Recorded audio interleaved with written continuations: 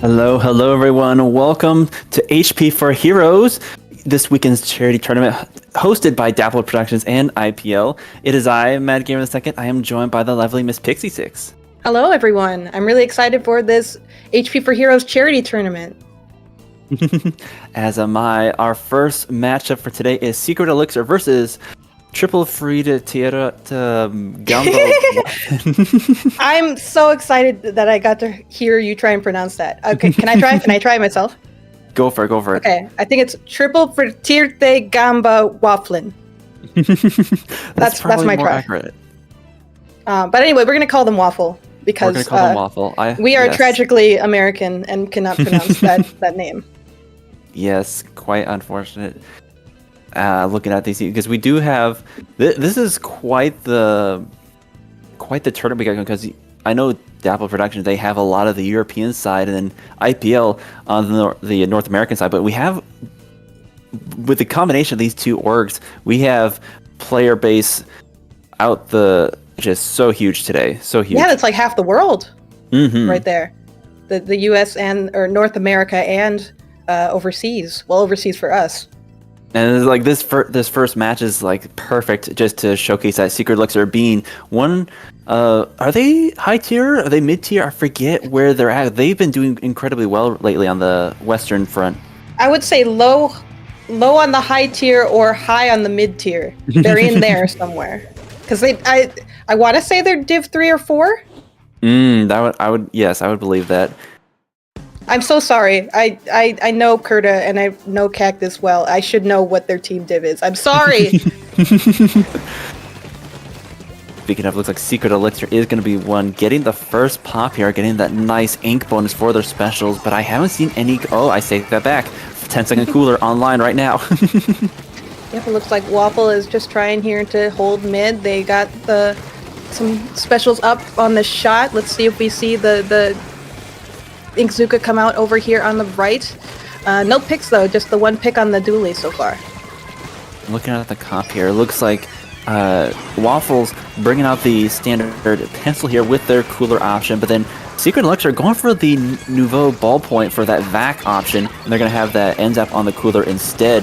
Nice! It is just the Blaster versus the Splatling now. The Bucket's coming in for some support, so it's going to be Waffle getting the first checkpoint of the match. Yeah, I was just about to say how amazed I was that we were almost a minute into the game and the Rainmaker hadn't moved, but luckily Waffle was able to get that Rainmaker first checkpoint there, though it looks like Secret Elixir is now building a strong defense with that Crab pushing Waffle out of mid.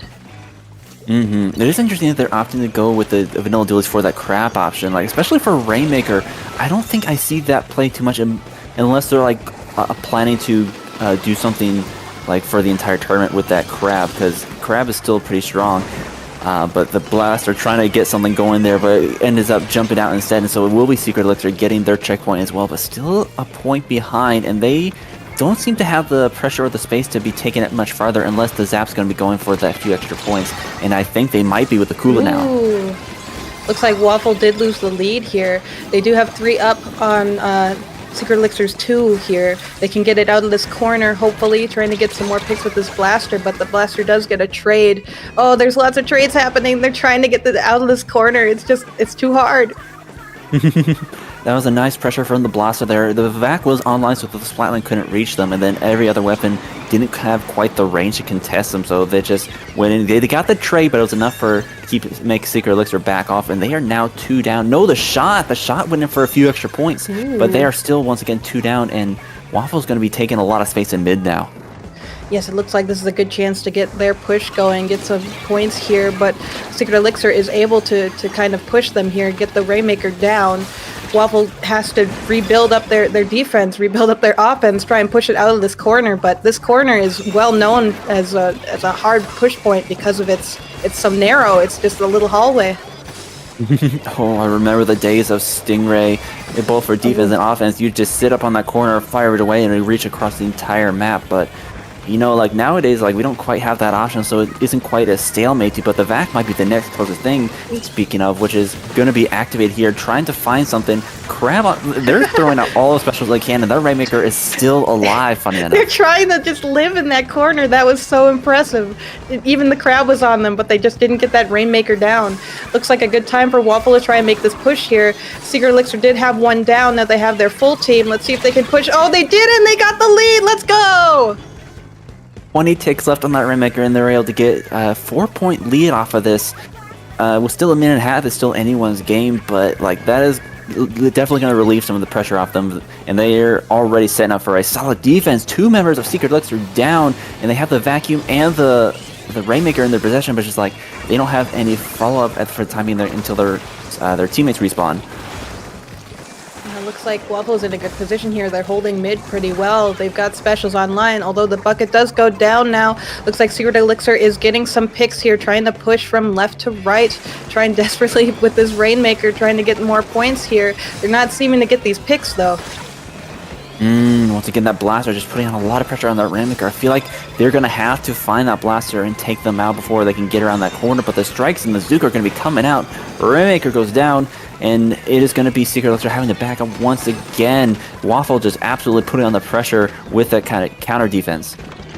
Yeah, I'm amazed that that pencil's so pushed up right there. It's really giving Secret Elixir a hard time. Although Secret Elixir does pop the Rainmaker now with that back online, maybe they can push forward here, but Waffle is just right in that corner trying to give them all the trouble. Ooh, Cactus trying to make something happen. I feel like it was unfortunate they had to use the vac so early, because like they need to get around that corner to even get close to that lead, and they are now 3 down with no members left in that corner. So it is going to be probably Waffle just going to be taking the dub here. They tried for the last minute attempt, but it just was not going to work out for Secret Elixir. Yeah, that was Cactus with the cheeky Rainmaker play, but Waffle was able to spot that right away, get that pick, get that, establish their lead, keep their lead, and then win this match point. Yeah, you can see Secret Elixir there. Like, they were wanting to get in that corner, trying to get around that bend and pop their vacuum there, but with the pressure of the Blaster and the bucket around that corner, it's like they couldn't get there safely, so they had to pop the vacuum early just to get within distance. And like, even with that protection, just the defense held strong for Waffle, and so they couldn't even get close to taking that lead back. Right. Oh, goodness. I feel like it was pretty even in the beginning there, just between the two teams, but Waffle just, after Secret Elixir got that lead, Waffle was just like, you know what, we're bringing this back. And then they all formed together, and they went in the right corner, and they got the points, and they were able to hold that lead through the rest of the game.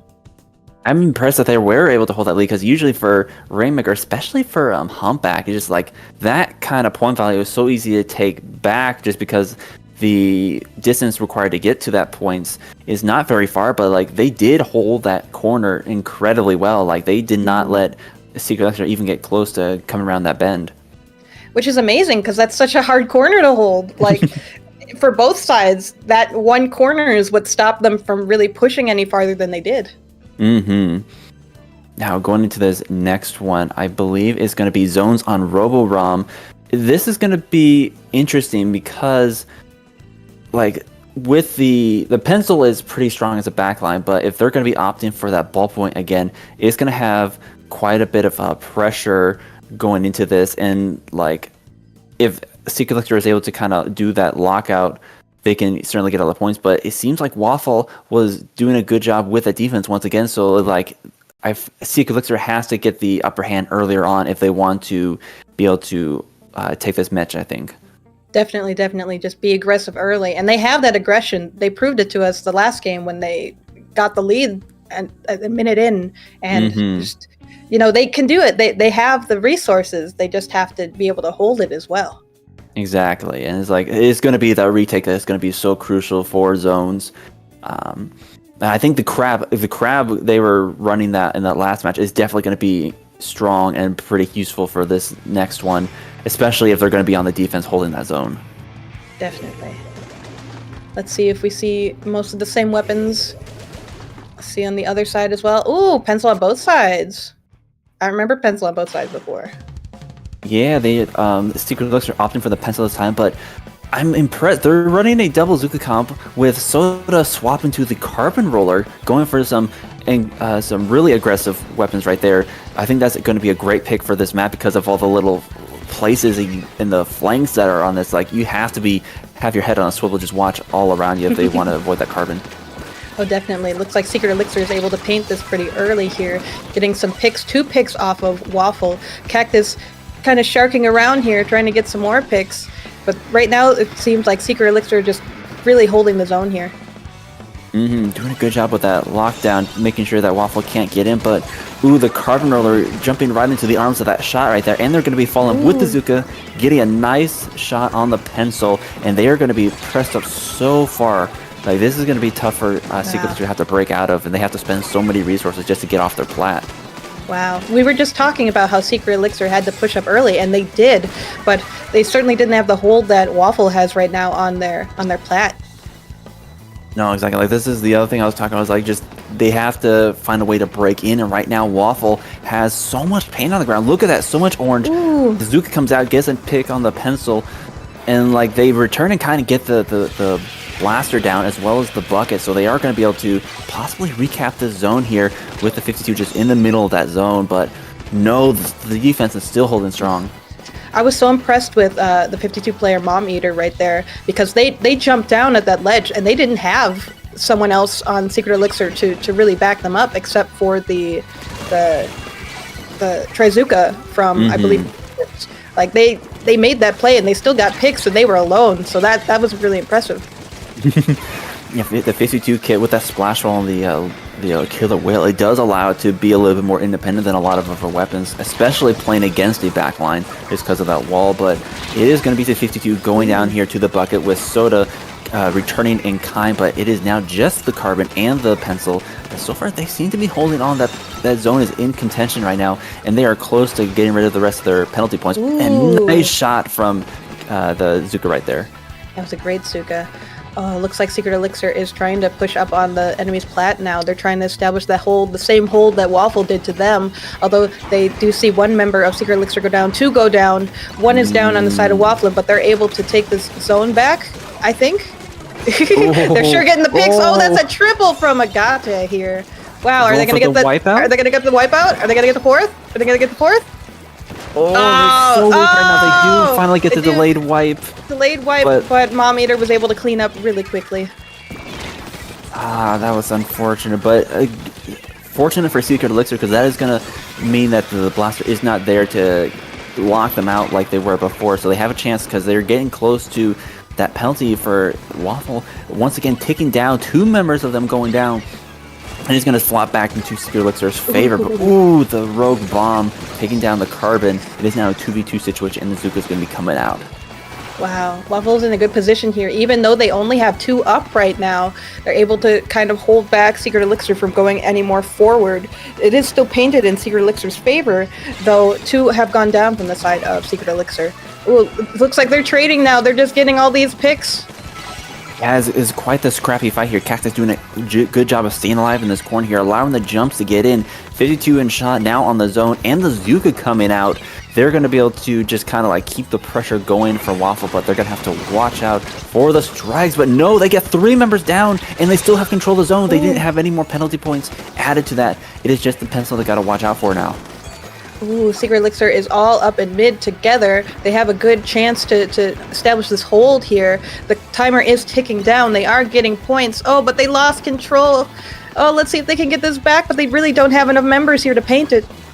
That was such a good Zuka, and that's going to be another delayed wipe on Secret Elixir. Just that Zuka taking down the Carbon and the pencil that cut their paint in half. And so now they are once again just pushed so far up. Like, they have a solid control of that chokehold right there, where that Secret Elixir needs to get out.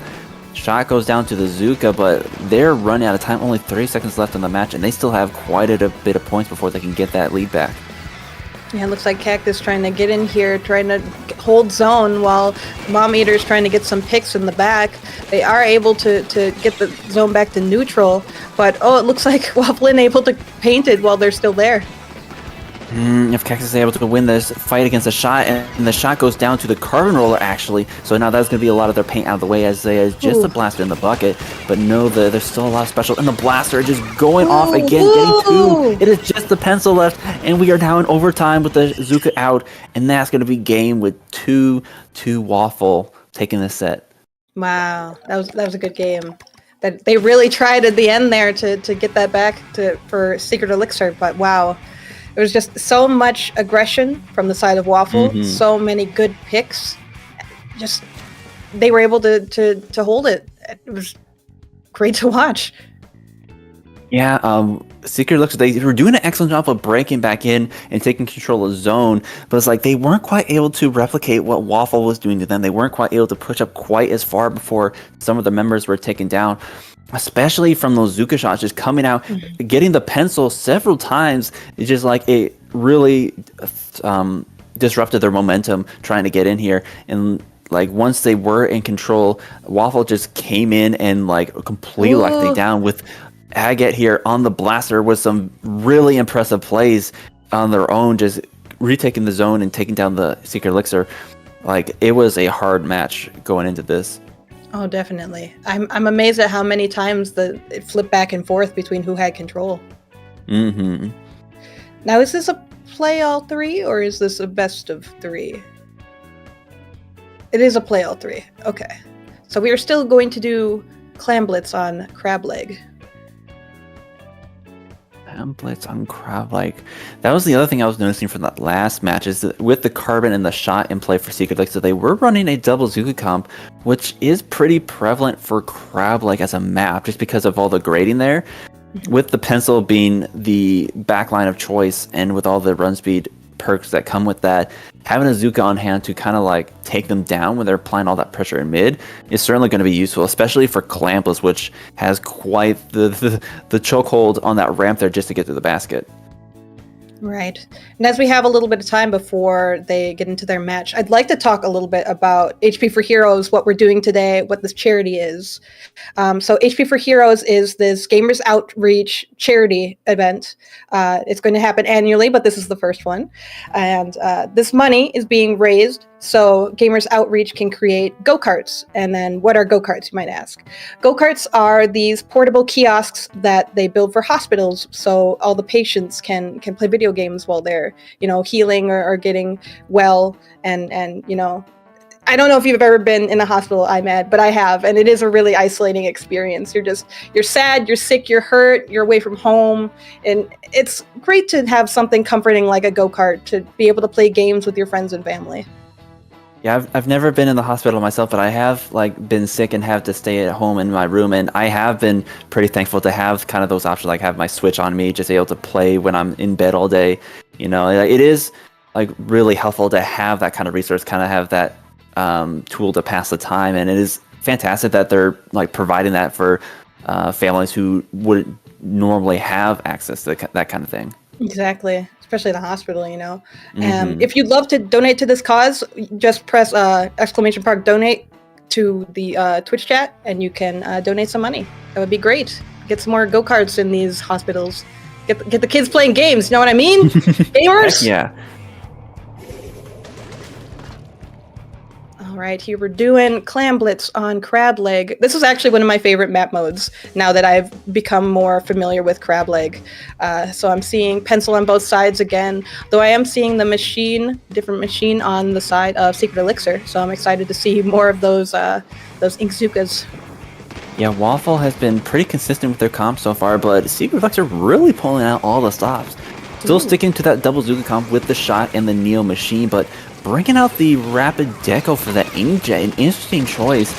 I'm curious to see what they're going to be doing with that. Kind of maybe that chip damage that can test the range blaster, but they are so far on the back foot already. With Waffle just having so much pressure mid. Once again, that like I was saying before, that pencil up in the middle grading just putting on so much pressure to them. Now, in the other games, we did see Secret Elixir take a lot of space really early. It looks like they're having a little bit trouble here, though. They do have 2 picks off of Waffle, but as they're pushing up forward, they are having trouble against that pencil and this blaster. Oh, but they're able to survive this engagement. 2 members going down, including that blaster right there. So now it is Secret Elixir with all the paint in mid. Now they just got to find the clams and the opening they need to get in and put the clams in the basket. But we are already seeing that the Zook coming out. That just the defense for Waffle is holding strong for the time being. Ooh, Secret Elixir does have a power clam in their possession. They are trying really hard to push this ramp here, but it looks like Waffle knows exactly what they're doing. They know exactly where to push from. They know where Secret Elixir is. They're just trying to pressure them to go back, and they're able to get these picks here. Yeah, that was such a good split by Waffle that like we saw the Ancient coming out. They did get that nice pick there and opened up to the ramp, but with the strikes came in and just cut Secret Elixir in half. The ball carrier was stuck behind all the way in mid, so they couldn't get through the opening that was created by the Ancient to get to the basket. So now it is flipped back once again into Waffle's favor with them having control of mid. And a nice 2 down, one from the Zuka, one from the Pencil. And now they're going to be pushing up and possibly open this basket, and they do indeed. Yeah, 2 minutes in, and we got our first basket opening on the side of Waffle. They are holding the plat pretty well here, getting a few clams in. They don't seem to have too many to their name, though. Can't make too big of a push, but they are getting these picks here. Maybe they can keep it open for a little bit longer. A couple more in going in. The blaster just hanging out on this ledge right where you want the blaster to be. Getting a nice splat on the shot. And the Pencil is set up really nice along with the shot here, and they are still keeping this basket going. Wow. And they haven't... Secret Elixir hasn't been able to dislodge the blaster, but now 3 members down, just the Pencil, and they are going to be backing up as quickly as they can. But 41, that is a nice first push. They were able to hold that plat for so long. Oh my goodness. I wasn't expecting them to because they really didn't have any clams to their name, but they were able to keep getting those picks enough for the other members to go back and grab more clams. Yeah, the bucket push up there with the strikes just created a lot of space, and that just allowed the blaster to get right in and set up shop.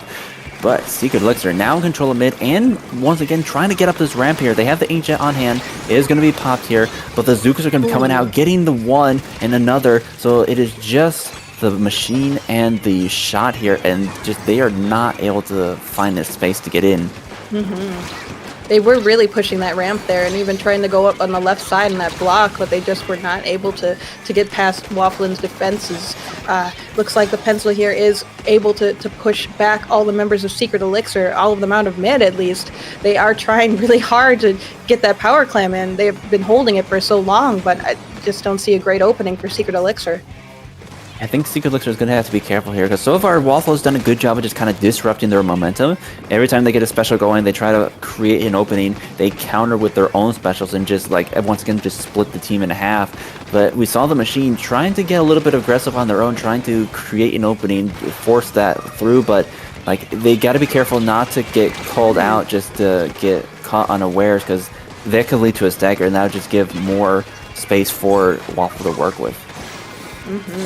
Kurta here on the Inkjet trying to get some picks here. Maybe a little too far back to get anyone though. Looks a little tricky from where they are. They aren't able to get too much more space though with that special. Looks like Secret Elixir is getting pushed back now by these Ink Strikes. Wafflin in a good position to push forward onto their ramp. That's 3 members of Waffle on that ramp. They're going to be pushing the Pencil back, getting the basket open, a couple more clams in, and they are once again just like really just locking down on this plat here. The Blaster fighting the Pencil. Blaster coming out on top. That is going to be down to 38 points. The penalty points are gone, and we only have 10 seconds left, remaining 6, and they are still trying to push this basket. Oh, you're right, Imad. Looks like Secret Elixir is really scrambling to just hold their own plat. They do have a power clam. They do have the overtime now. They could try and score, but Wafflin is just really holding this position here, getting them to not even be able to get out of the ramp. Ooh, Cactus with a sneaky jump. They're going to be jumping in. They only have a couple more seconds to get the ball in before overtime, but they are going to reset the timer, get a couple of clams. Another power clam down to 50. Oh, they need at least another power clam to even come close to that lead, but unfortunately, it is just one member of Secret Elixir remaining, and they are all the way back at their own spawn. That was a good attempt, good try, but I guess they just didn't have enough power clams to make that one go in their favor. Yeah, I was like, Waffles didn't even see Cactus go through there and just get that all the way to the basket, and they almost didn't even stop them in time, just because like the other two were pushed up so far. But they were able to pull back and they were able to camp some of those jumps. So even though they got the power clams in, they didn't have the kind of like the power to sustain that push. That's right. Oh my goodness. And good job for both teams. I mean, Secret Elixir did not just give up those wins. They fought hard. They did everything they could. They were really aggressive. They got picks, but just Wafflin just had the really strong iron defense there. They were just able to keep together and get those picks and cover each other so well that it just seemed like they could never get taken down. Oh, absolutely. I think again, just like they held or they were dictating a lot of the momentum during that game. So like every time that Secret Elixir tried to make something happen, they were just like, nope, you're not doing that. Here's a Zuka, here's a Ink Strike, and they just kind of threw off their groove a bit. So they were forced to retreat, even if it was back to mid. Like even when the times where they had control of mid, it just couldn't quite break through what had Waffles had set up. That's exactly right. I would also like to mention that we have raised over $1,000 so far for the HP for Heroes event.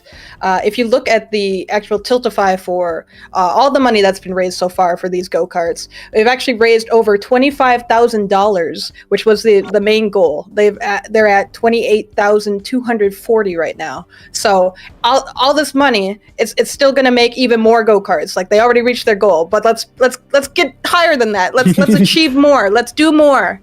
That's right. That wasn't the maximum. That was the minimum we wanted. So now we want to raise the bar, raise it up. Exactly.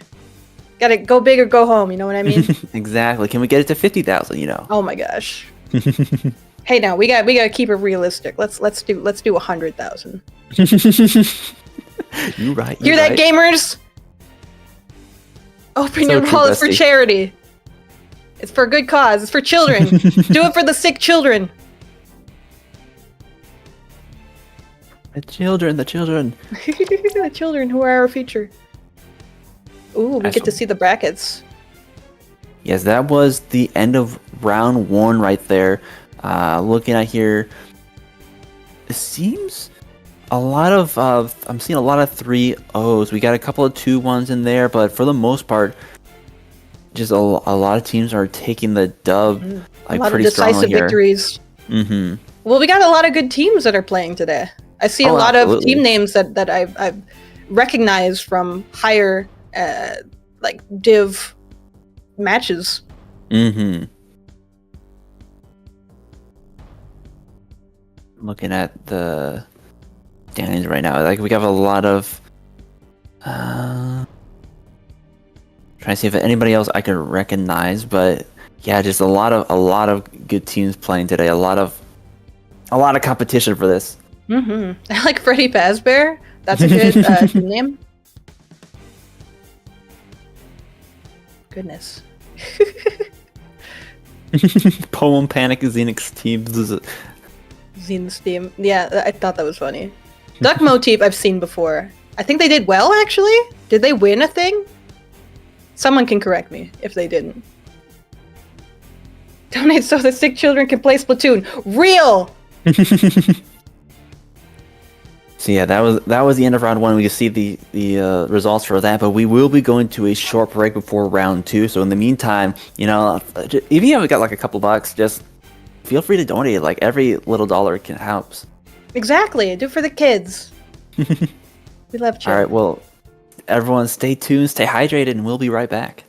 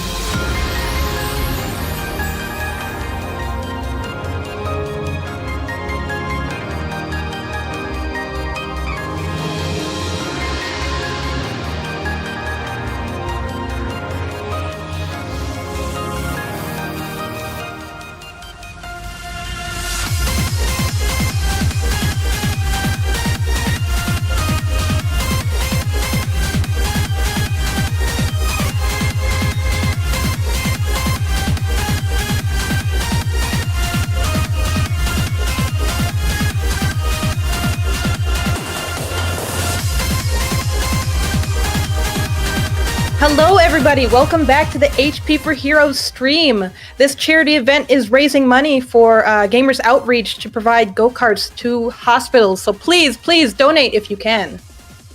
Also, hi, I'm Mad. I forgot to introduce you. Yes, tis I, the Mad Gamer, and we got our round 2 set. Frostburn versus the Sea Squirts. Looks like a bit of a pickup for both sides if I'm reading this correctly, but because I don't recognize, I recognize some of the players, but not the team names. Yes, I recognize Rice. I don't remember what they play, but I do recognize the name. Some of the other ones, what was it? Lemon and Lime? What is it? I'm so sorry. I just saw the name. Yes, it is Lemon and Lime. I recognize their name. I don't remember what they play either, but they must be pretty good if I remember them. Yeah, it's funny enough that we're seeing Rice play now because they were originally on Secret Elixir, which we just played. So it's funny that we're going to be seeing them in their next match right here. Gotcha. Ooh, and the match is ready to go.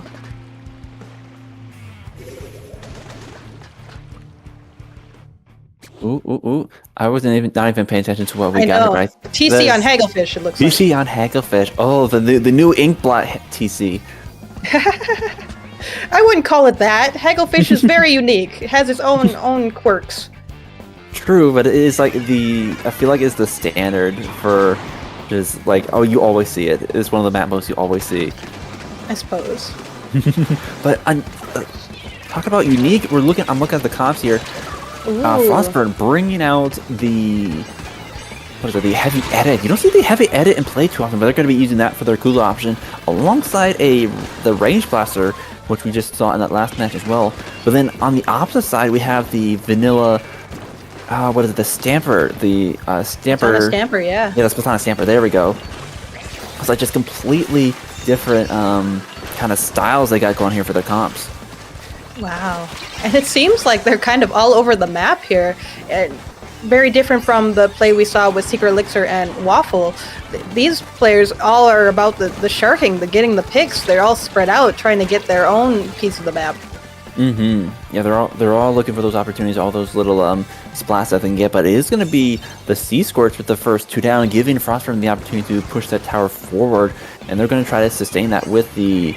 Looks like the Ink Strikes and the Ink Zuka coming out, and it seems to be doing well for them because they are on their first checkpoint and have a lot of the Sea Squirts pushed up onto their plat right now. Looks like Frostburn able to get that first checkpoint. They are trying to push for the next one, trying to hold back the Sea Squirts from getting these picks. Looks like Frostburn is trying to fall back a little bit here, trying to stay alive. Looks like one goes down on the side of Sea Squirts, though, and another goes down on Frostburn. It's just a lot of trading here, trying to get this tower forward. I was impressed that Marvelous, the edit player, was able to survive the Zuka on their tower, because that's going to allow them to just keep going forward. Even with the strikes coming out to knock them off tower, like they are already on the second checkpoint again, and really just pushing the Sea Squirts back. Like, they are down to just the pencil here, and Frostburn is pushed so far up right now. Ooh, Frostburn got that second checkpoint. Now they're trying to push to the third, trying to get some picks here. Those tri-strikes do go out, but it doesn't look like they do too much. The tower is now going backwards. Frostburn is pushed back out of mid by Sea Squirts here. Yeah, they were able to get the 3 down off of the Frostburn and keep them from getting to that third checkpoint, so they have a little bit of a buffer before the knockup. But dang, 19 points in the first push. Like, they still have 2 minutes left. They have a bit of time, but on this map, it is so hard to get past that second checkpoint alone just because of the defensive pressure on there. And so the fact that Frostburn was able to get it in the first go really sets the bar high for the Sea Squirts. Frostburn was able to get 3 members down on the side of Sea Squirts, with the last one having to jump out. Now they're making their push again, while Sea Squirts are trying to get some picks here. They're trying to push. They're trying to get these picks. 2 do go down on the side of Frostburn. 3 go down on the side of Frostburn. Looks like they are being pushed out of mid here. The Sea Squirts able to establish a hold of mid, at least for now. Yeah, I saw the blaster. They saw they were the last one up, but they jumped out. They got the heck out of dodge, and so it is going to be Frostburn regrouping here. Several specials on the line, including the Wavebreaker and that Zuka, but they're going to have to watch out for the Tri-Strikes coming out. Like, so far, Sea Squirts have not gotten that first checkpoint just yet, and they They have a Zuka bearing down on them, so they're going to have to watch out, but it does claim one, and they're going to try to Zuka fight! It is a Zuka fight and a trade at that, and still, C-Squares have not gotten that first checkpoint yet. Ooh, Frostburn just able to hold them out there.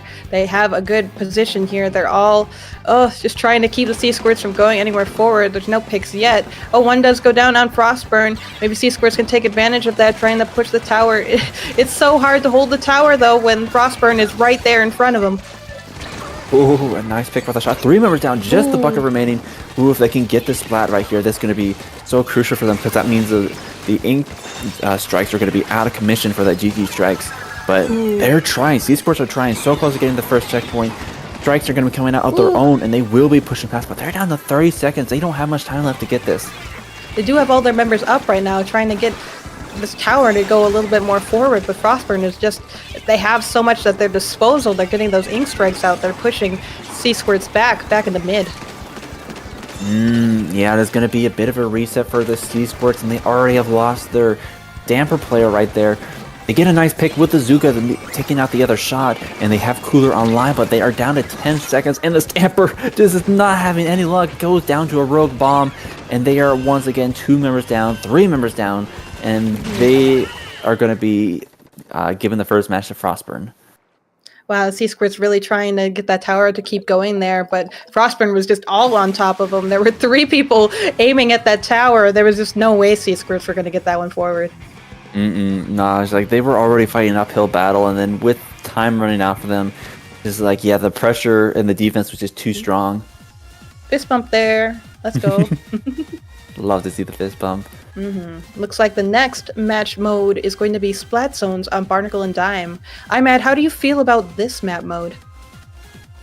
Ooh, I feel like compared to the last one for tower control, is like you have that one chokehold around where the snipe area is, so like you'll see the pencil and a lot of the longer range weapons set up there for when they're holding defense, but it is less about like the momentum. Like Tower Hagglefish, you really want that momentum. We saw that coming out from Frostburn, getting that down to that last checkpoint right on the get-go, but Zones, especially on Barnacle and Dime, is really about the retakes. How well are you able to break that defense? And like once again, because of the chokehold and the pencils that we saw running there, whichever team is trying to come back from spawn has to use a lot of the resources just to get out of spawn. And once they are, like, then they can start retaking that zone. Definitely, I feel the same way. That map mode is, I feel like it's at equal points easy and hard to hold your spawn there because of that sort of height difference, that from the ground that the enemy can like use a slosher and get paint up over the ledge there, and from the right side you can have, you know, dualies crawling up really quickly and getting picks from up top there. So it's just it's an interesting map mode to get those retakes from.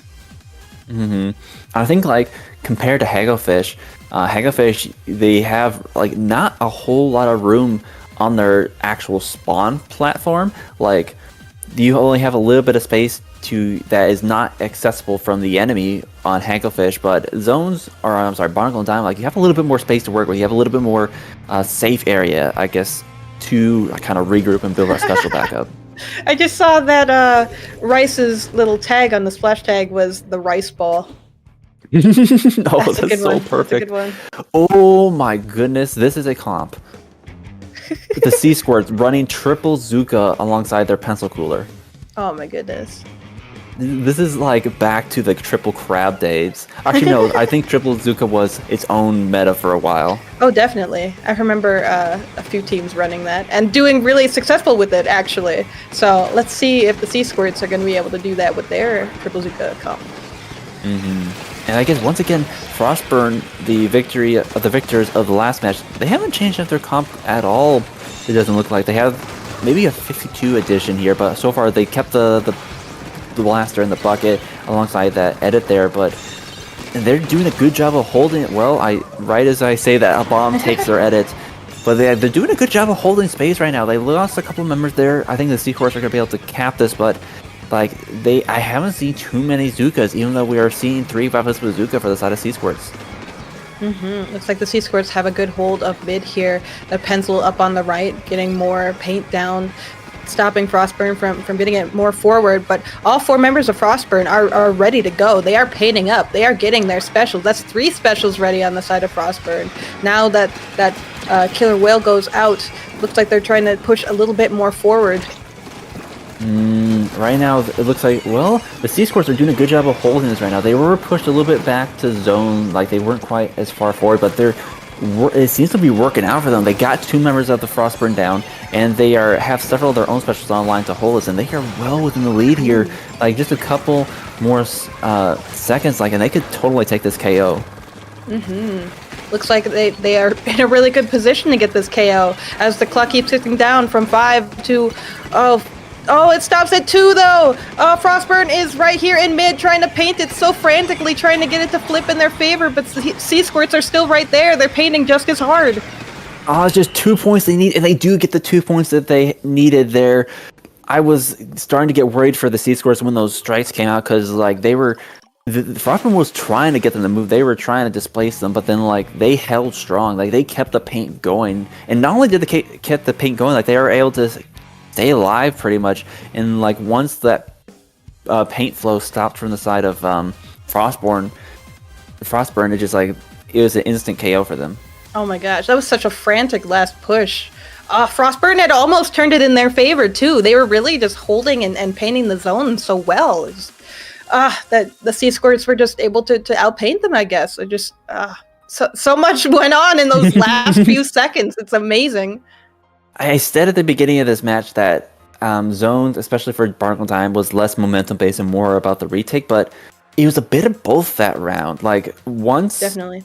The Sea Squirts retook the zone, they held it for quite a long time. They kept a really good momentum going for their favor, and that didn't allow Frostburn to have that retake opportunity. They didn't let them gain any ground, except for that last second, those last 2 points. They almost brought that back, but just they held strong for when they needed to. Yeah, I thought it was really interesting how the Sea Squirts didn't necessarily push all the way up to the enemy spawn. They really just held mid, and that's all they had to do. As long as they were able to keep Frostburn from getting anywhere close to mid, they were able to get that clock to go all the way down to 0. I was starting to get a little worried because, like, we did see, they had the pencil and then they had the triple shot, but like none of them really were holding the snipe area for the side of Frostburn. Like they were, as you said, they were all grouped up to mid. They were all grouped up around the zone. Like that worked out for them, but they risked giving up a lot of that kind of space to Frostburn by how far back they were holding. Like they might have had some space to push up a little bit further and just keep them away from the zone, but. Like I can't contest what they did because it worked out great for them. I was really impressed with all the different pencil positions I saw from the Sea Squirts. Just like they were aggressive, but they were held back enough that they were just able to maintain their own zone. And in Splat zones especially, that's kind of all you really have to do. You don't have to necessarily push all the way up to the enemy spawn. You can just hold space. And maybe that was the play right there. Like the pencil was able to take up some unorthodox positions. So like everyone expects the defending team to go to snipe, but the pencil didn't do that. So they didn't get picked off by the the blaster or the bucket if they might have had if they did. Ooh, I'm kind of what's the word? Intrigued by the fact the Sea Squirts didn't run the triple Zuka comp again, but I see the vision. I see where they're going with the soda and the ballpoint. I see what they're trying to do here. Just trying to keep Frostburn back with, being able to respawn all the time, to keep them back with this Ink Zuka to get these picks. Like I see it. I see what they're doing. Ooh, and it is working out well for them. That is going to be 2 members of Frostburn down, and they are setting up rather well to take this first checkpoint. They just got to watch out for the array of bombs getting thrown at them, but a nice pick from Rice on the Rainmaker, and it's going to be...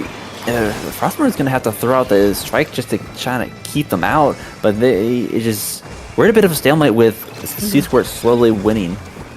Yeah, it looks like Frostburn is really trying to throw everything they have at the C-Squirts. All these bombs, all these blaster shots using the wave breaker there.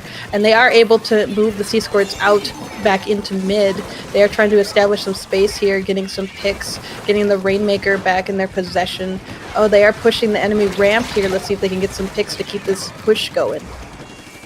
That is the counterplay from the Frostburn right now. Once again, the strikes coming out, try to create space, but is the C-Squirts, like they were going for the Rainmaker there, the shot goes down, but like they are not letting them even get to the ramp position just yet, but that is slowly changing. 2 members of the C-Squirts go down, and that blaster set up on the pedestal is a danger. Oh! Ooh! I was gonna say this is gonna be dangerous with the blaster there, but the shot from the Zuka very well placed. Wow, looks like Gabe here trying to get some more picks with this machine. They're trying to push Frostburn out back to the ramp, and with this Inkjet too, trying to get some picks here off the other team, but it doesn't look like they're able to get very much. Yeah, they got it down to 9-6, not even close to the checkpoint. But it is like C-Squirts. They're once again on the warpath. They have so much map. Look at the amount of pain they got going on right now. Like, and they're like just inching their way into the base here with all the like the Zuka and the Rainmaker shots coming out. Like, Frostburn is kind of stuck right now until they can build up their specials of their own, but they are not going to get a chance to. 3 members down, possibly 4. No, the edit is holding on, and they're going to be alive long enough to stop the Rainmaker. Yeah, Rice able to push the Rainmaker till 30. Now Frostburn has a turn to get back into mid, to reestablish some space, to be aggressive, to try and get more points, but looks like C-Squirts are kind of everywhere right now. They're pushing forward. They're being aggressive. Yeah, they did go 3 members down, but you saw the amount of blue that was still on the map when Frostburn went to retake mid, and they're going to be going for that checkpoint, but the Inkjet is going to be trying to stop them. Oh, I thought for sure that was going to get them. They are surviving long enough, but not for long.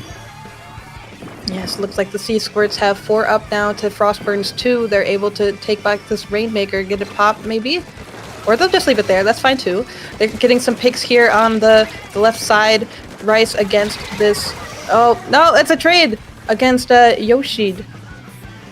At this point, C-Squirts with such a lead like that is like, they don't have to go for the instant pop and grab kind of thing. Well, maybe if it's sitting right there, I would have picked it up and grabbed it. But like, they're definitely trying to go for the safer play, try to gain more space before they push that Rainmaker forward, just because they have such a long way to go to even get more points on. They don't want to like waste a push just trying to get back to where they were. Frostburn trying really hard now to get some picks before they push forward, but being where they are kind of lower than C-Squirts, it's really difficult to get any picks. But as I say that, they do get 2 down on the side of C-Squirts. Frostburn able to get this first checkpoint. Now they're able to push up forward a little bit more, trying to build some momentum here. They don't have any specials. They do just have the Rainmaker, but they're able to get a few more picks here to keep this push alive. This is not looking good for the C-Squirts. That is going to be the lead swap right there. Like, there was no specials needed for that. Just slowly the Frostburn was winning their 1v1s to the point where like the C-Squirts didn't have enough pressure to keep them out, and now that's going to be the lead flip with only 30 seconds remaining, and like there wasn't even a wipeout even. It was just enough to stop the Rainmaker, and they're still going to be putting in a lot of pressure from the C-Squirts base. And look at the amount of yellow that's in the mid right now. Wow. Like, that's a whole lot of space they got to retake. Yeah, this completely flipped on us. The C-Squirts had such a good hold for the first 4 minutes, and it was just that last minute that Frostburn were able to coordinate to get all together to push up as far as they did. And even now, it looks like kind of a stalemate in mid, both teams pushing, but Frostburn still has more paint on the ground. And it looks like they were able to hold this lead until the clock struck 0. So this one goes to Frostburn, with them getting the match point. Oh, absolutely. Like, that was such a clutch play from Frostburn right at the end there. Like, I was like, it was right on the edge of our seats. Like, it was tight. Like, because of the lack of specials, like there wasn't one deciding, play right there. It was just kind of like inch by inch they were pushing the way forward, and the C-Squirts, I wonder if like they were just kind of panicking a little bit because they were very staggered right in there. They are always going 1 or 2 down that just couldn't stop the Rainmaker. I'm just impressed at how long the Sea Squirts were able to hold it. They had that lead for the first 4 minutes, like I said, and then Mm-hmm. Frostburn were able to turn it in their favor so quickly. They grouped up, they got the specials together, they were able to hold. And when they were past the checkpoint, they didn't even have specials. They were just able to paint up enough to just keep their own hold on the space there. Oh, absolutely. And it's like comparing that to the last two matches, Tower Control is very momentum based, but I feel like Rainmaker goes more to that zones match where it's all about less about the momentum, more about the retake. How are you able to take the objective and retake the objective? And right now in that last push, even though the Sea Squares did a good job of keeping Frostburn from retaking it, they weren't able to do the retake themselves when they needed to. Exactly. I guess Sea Squares were just trying to hold on there by their own aggression, that they were trying to get those picks and just let that be good enough to hold their lead, but they really needed a solid defense at the end there, and they just weren't able to keep it. Yeah, that was so unfortunate, but it was a pretty close match. Oh, definitely. It's hard for 4 minutes they had the lead. For four whole minutes. 4 whole minutes, and it was taken back in the last second there. Mm-hmm. Sometimes matches are like that, though. Sometimes it's that last minute that really counts, and Frostburn was able to make it count. What is this, Turf War? Yeah, that's right. This is the Turf War rules. Let's take a look at that bracket there, because this is going to be round 2. And I think a lot of the teams are finishing up their last match, because playing all 3 means that a lot of the teams are on kind of the same time frame. Still waiting on a couple of teams to finish up, though. But still, looking at a lot of 3-0s here. Like, we still see several 2-1s, but, well, actually, no, I take that back. We're seeing more 2-1s here in the second round than we did in the first round. Closer matches, I'm guessing. Mm-hmm. Yeah, that is kind of the nature of Swiss. Like, you have your group, you have your pool, and there will be some matchups that are a little bit more uneven than others, but it is really nice we can get some pretty close matches like we just saw here. Goodness, so many good team names. I want to see all of them, but it's not possible.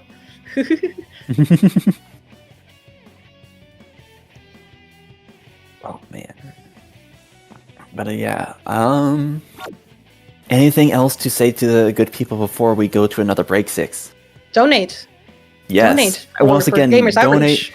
Donate to this outreach. This is a charity tournament, HP for Heroes. Donate to get some more go-karts going. Exactly. We want more children to have these great experiences when they're trying to heal in the hospital. Like having something like their favorite game system for their friends and family to play with them while they're trying to heal up is just it's so nice. It's so great that they're doing this for children. Gamers Outreach is such a wonderful organization, and I recommend you all look into it, because this is just one of the many wonderful things that they do for communities, for people.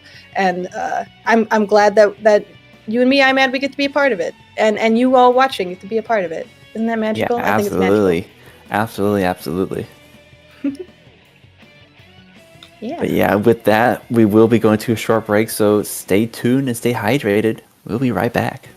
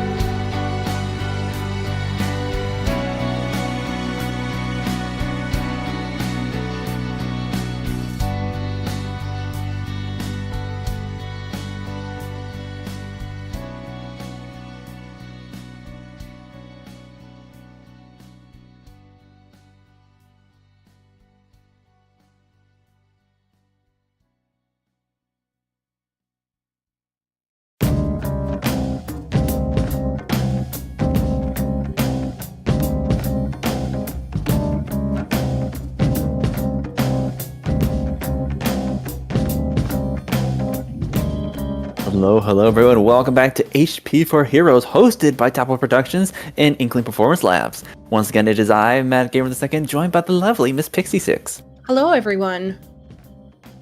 We are now in round 3, A2 versus Inked.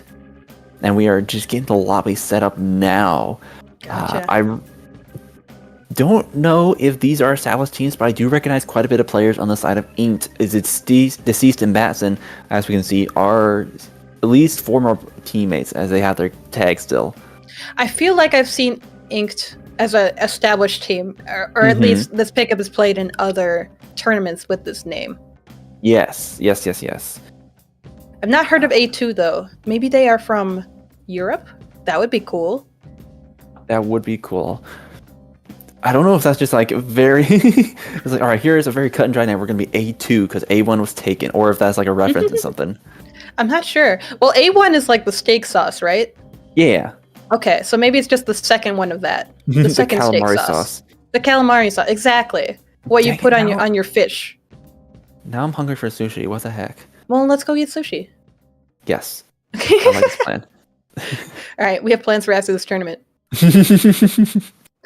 But you guys should not use your money for sushi and instead donate to this wonderful charity stream for HP for Heroes. What they are doing is working with Gamers Outreach, and Gamers Outreach is making more go-karts with these funds. And go-karts are these in-hospital kiosks where patients can play video games together. So if you're sick or hurt and you're in the hospital, expect to see like one of these go-karts and have a nicer time in the hospital than you otherwise would have.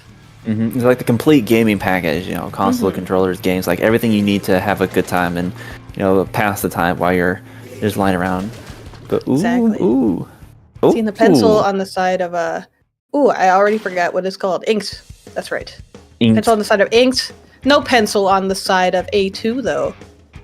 Yeah, I was just gonna say they have the zap for their cooler. However, they're running for like a double mid-line comp rather than a backline with the Rapid Deco and the Vanilla Squeezer. Yeah, it's a Squeezer right there. So for Inkjet and Inkzuka. I'm also liking the Nautilus pick on the side of Inked. You don't see a lot of that. Yes, I do know that Deceased is like a Nautilus main. They did a lot of Nautilus back in 2 with the Inkjet kit. Well, I'm glad that they found a Nautilus that they like in Splatoon 3. I feel like a lot of people have not taken to the Nautilus because of its kits.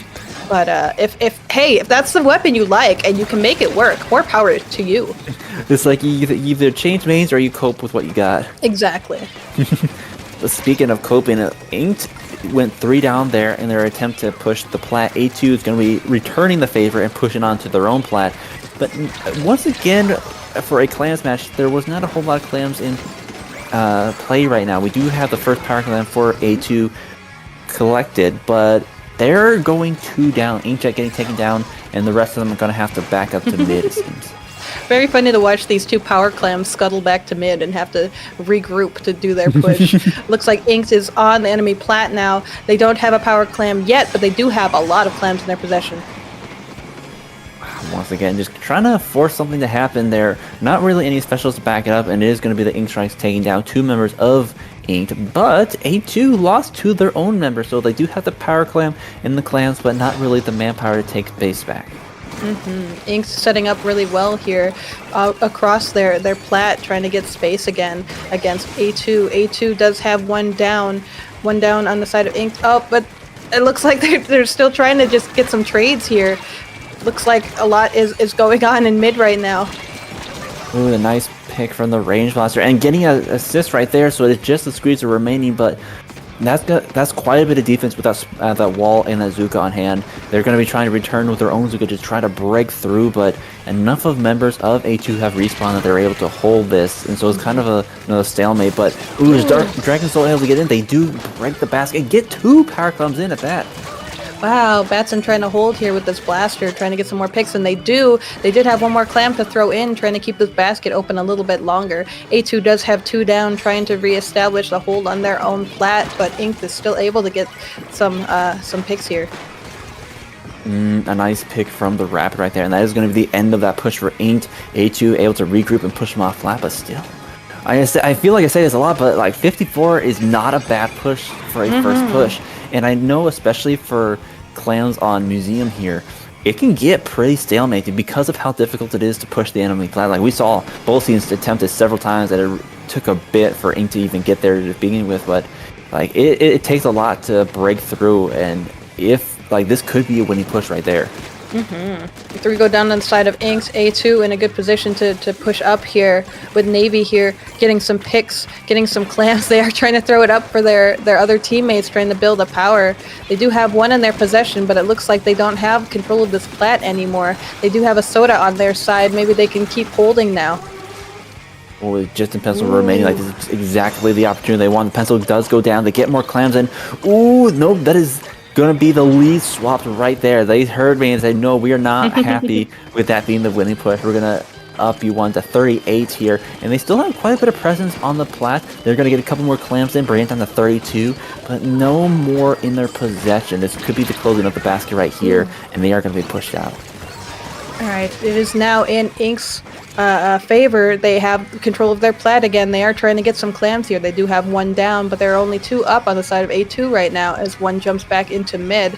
They are trying to establish a hold here in this right corner, but one goes down. The power clam is on the ground now. Inks has to reestablish this control of their side. I feel like to see some of that Nautilus there. With the combination of the Rabbit and that Squeezer, like they have enough range to contest the Nautilus, and they have some of the chip damage in the wall to really just push it out when it wants to move places. So Inked had a really good push early on, but now we're down to 20 seconds left. They have 4 clams to their name, and A2 they were all 4 members up, and they have a Zuka online. Ooh. That's 2 down on the side of Inks. Now A2 is ready to try and get this power clam here. They're trying to push up. Oh, it's a wipeout on the side of Inks. Now A2 in a good position to get this power clam in, but they are being held back. They do get the power clam in. They do make the score, and they get this match point. I'm sorry, this match. Match 1 out of 3. No, that was a good play by the Squeezer right there. They saw, like, it was a bit of a riskier play, but with the splash wall in their pocket, like, they saw that they were getting close to end. They didn't want to risk them making anything happen in overtime, so they just went ahead and ended the game right there. Oh, goodness. I feel like it was so close. It really was. Just a lot of back and forth. There was no real established, like, one team didn't have a hold over the other one. It was a lot of back and forth, a lot of trading picks, a lot of loss of clam control, actually, from both sides. But wow, this is a really good match. Yeah, it seemed like every time one of the teams would make a play, they would get up onto the plat. They would either have specials or they wouldn't, but either way, they would go down at least 2 more members. And as you pointed out, just to see the little power clam scuttle back to mid, trying to regroup. It's just like it went back and forth so many times because it is difficult to get past that first spinner to the basket unless you have like a lot of specials lined up to just coordinate that momentum.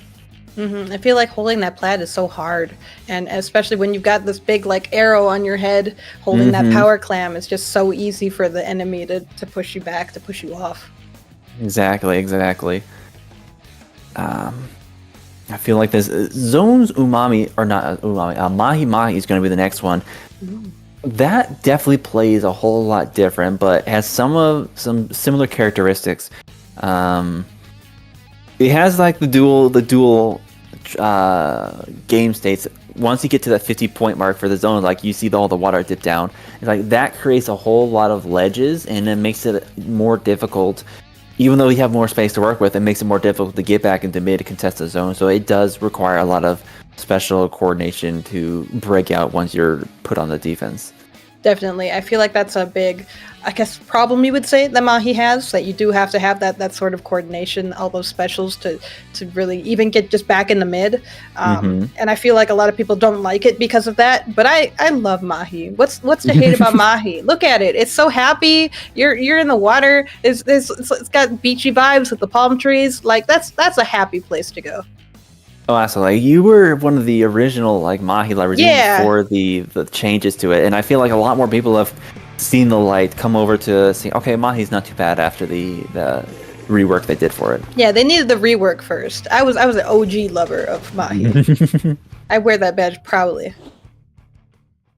Not too many changes from either team, really. Sticking to their guns right here, quite literally.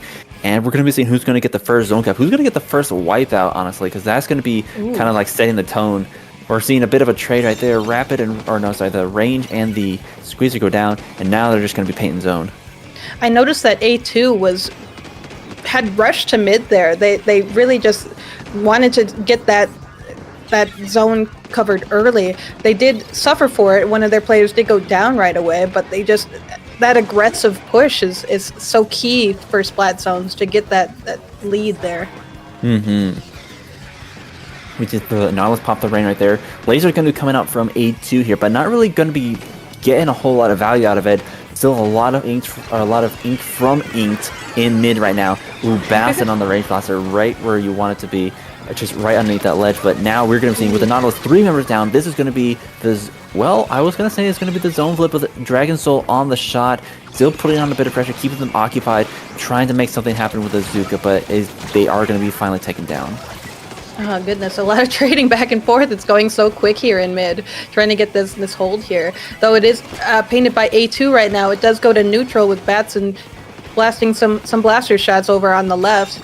Looks like it's able to get painted back in A2's favor. They are just sort of buzzing around the zone here, trying to keep their zone painted, but they're just not able to against Inked as they start pushing up on the right.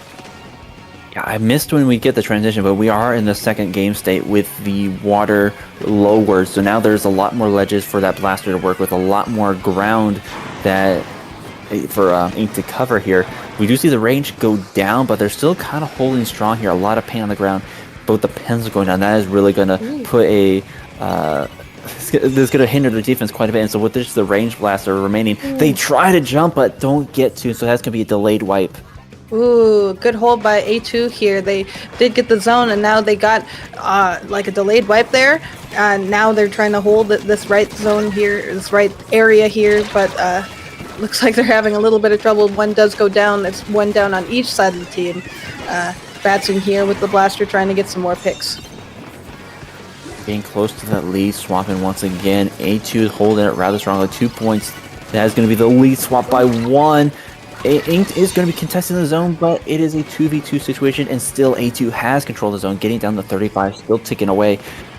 Inked has to go in and retake the lead. You eventually do that, but it's still quite a bit of a lead taken back, not just the 1 or 2 points, and they lost their range in the process, so they have that player disadvantage here, and it's going to flip right back into A2's favor. Oh no, 2 go down on the side of Inked. Looks like A2 is in a good position to push up here on the right. They're just trying to hold against this Nautilus here. Deceased able to get a pick. They're trying to paint, they're trying to get these picks here, even though where's the rest of their team? It's over here on the right. They're able to paint it in their favor, able to get this timer penalty to start ticking down, but it's really hard to hold against A2 here.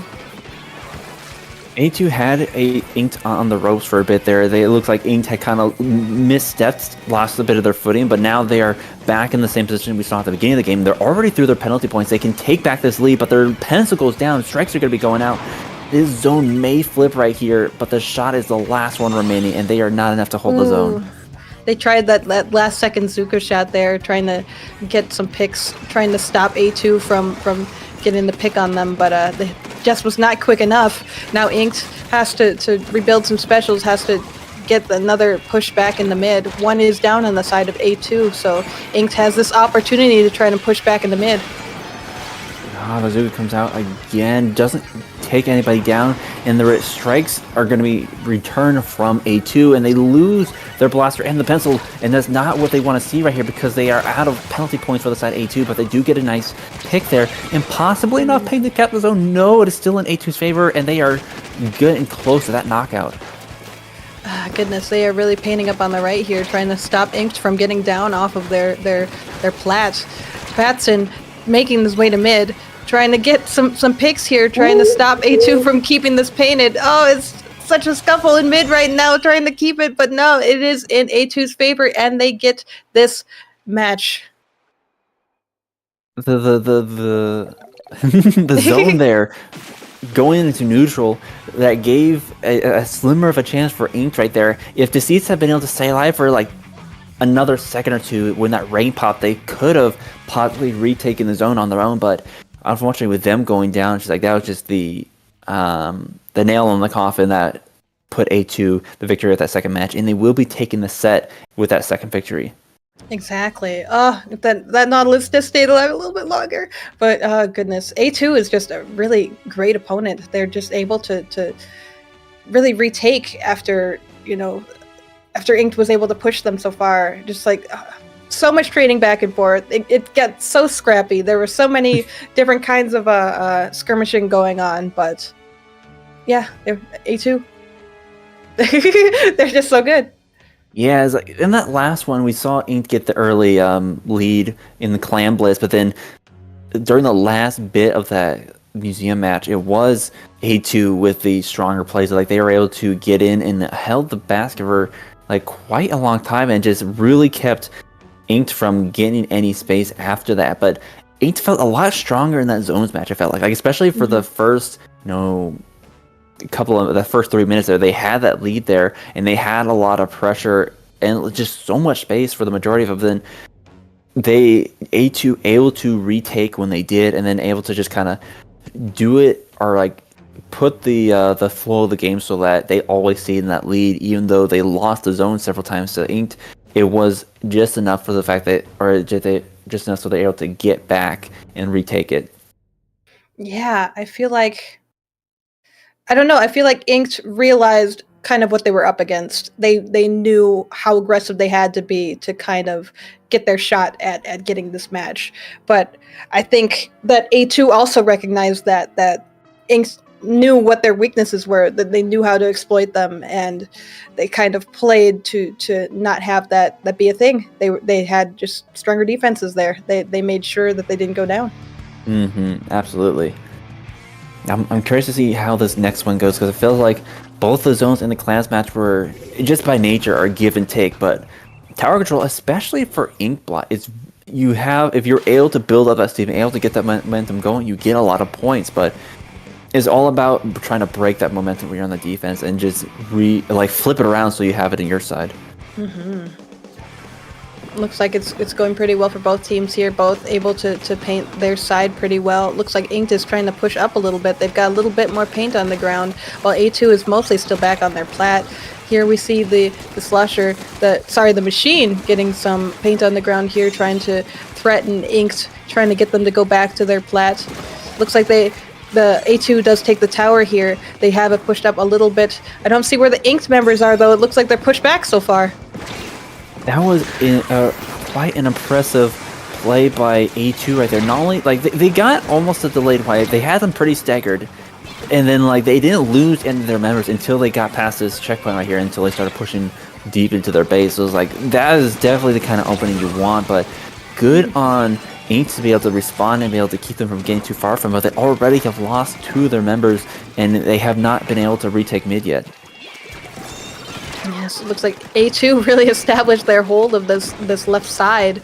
Inked having trouble even getting off of their plat here. They do get some picks. They got 2 down on the side of A2. Inked's now trying to push up from this right side. They are trying to get some picks here, trying to dodge this Zuka, trying to get around this stack and get some more picks. Once again, it's just the pencil remaining, kind of like a...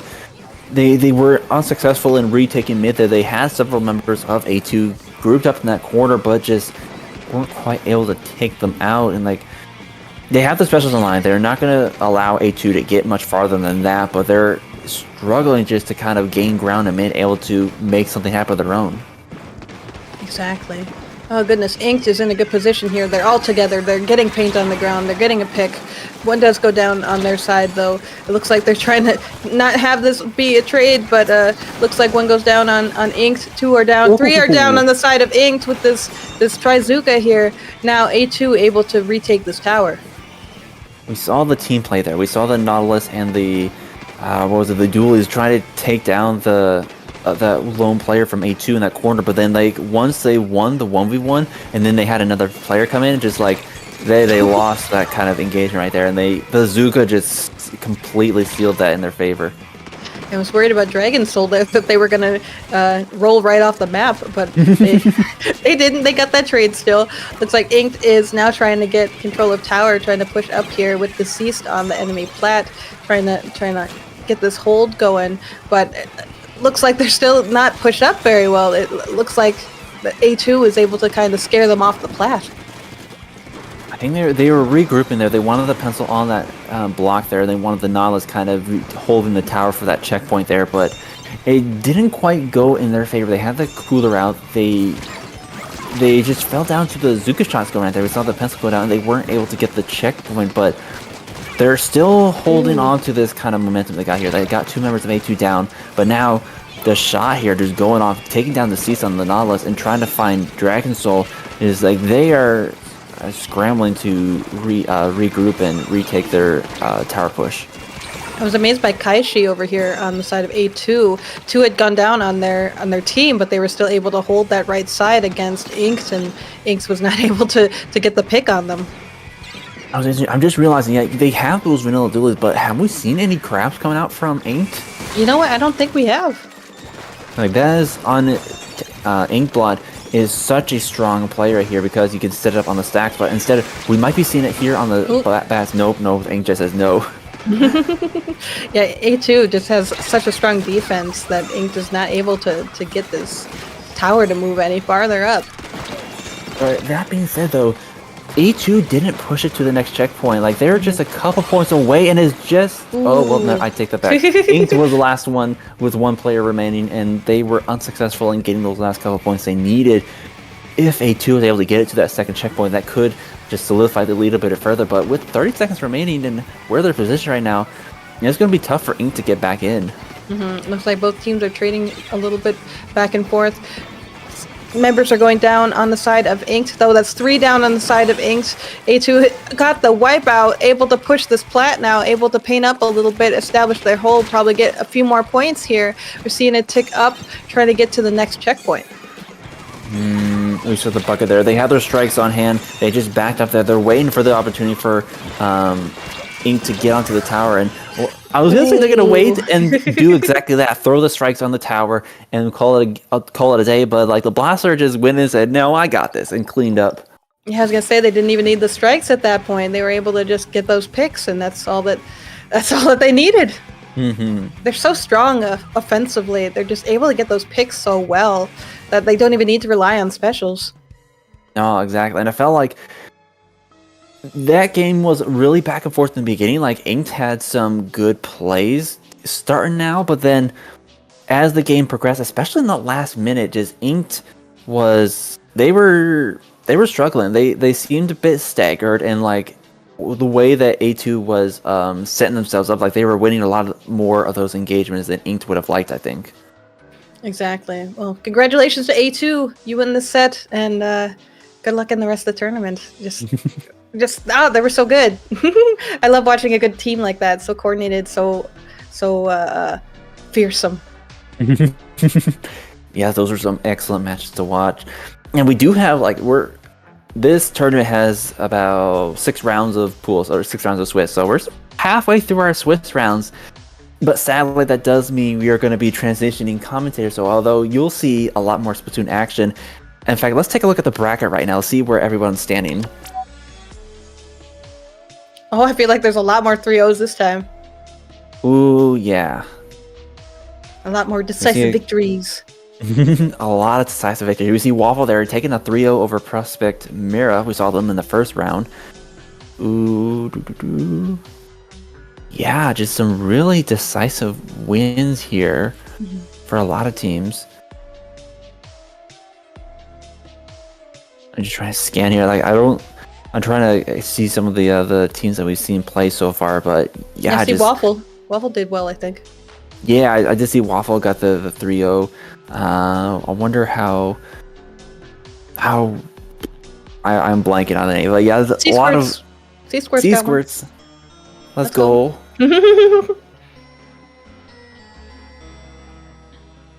BR at McDonald's. That's awesome. It's a good team name. Yeah, this is the halfway point for our Swiss pools, and it's some fierce competition out here. But we are going to be transitioning over to a break, and we're going to be signing off and introducing our next set of commentators. So before we do sign off, Six, where can the good people find you? Don't find me. Do not perceive me. You can't find me. I am hidden. What about you, iMad? Where can the good people find you? You can find me in all the usual places: Twitch, Twitter, and YouTube at iMadGamerII.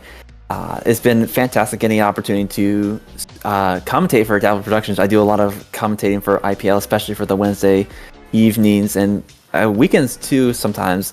But this has been a fantastic tournament. And once again, if you have the opportunity, please do donate. Don't forget, this is for charity after all. We are raising money for Gamers Outreach so they can provide hospitals with go-karts, which is video games for children who are in the hospital for whatever reason. Just do it for the children! Do it for the children! And also, a shout out to Brownie, our streamer. Just all our production, putting this on. Fantastic. But for now, stay tuned and stay hydrated, and we'll be right back. Goodbye, everyone.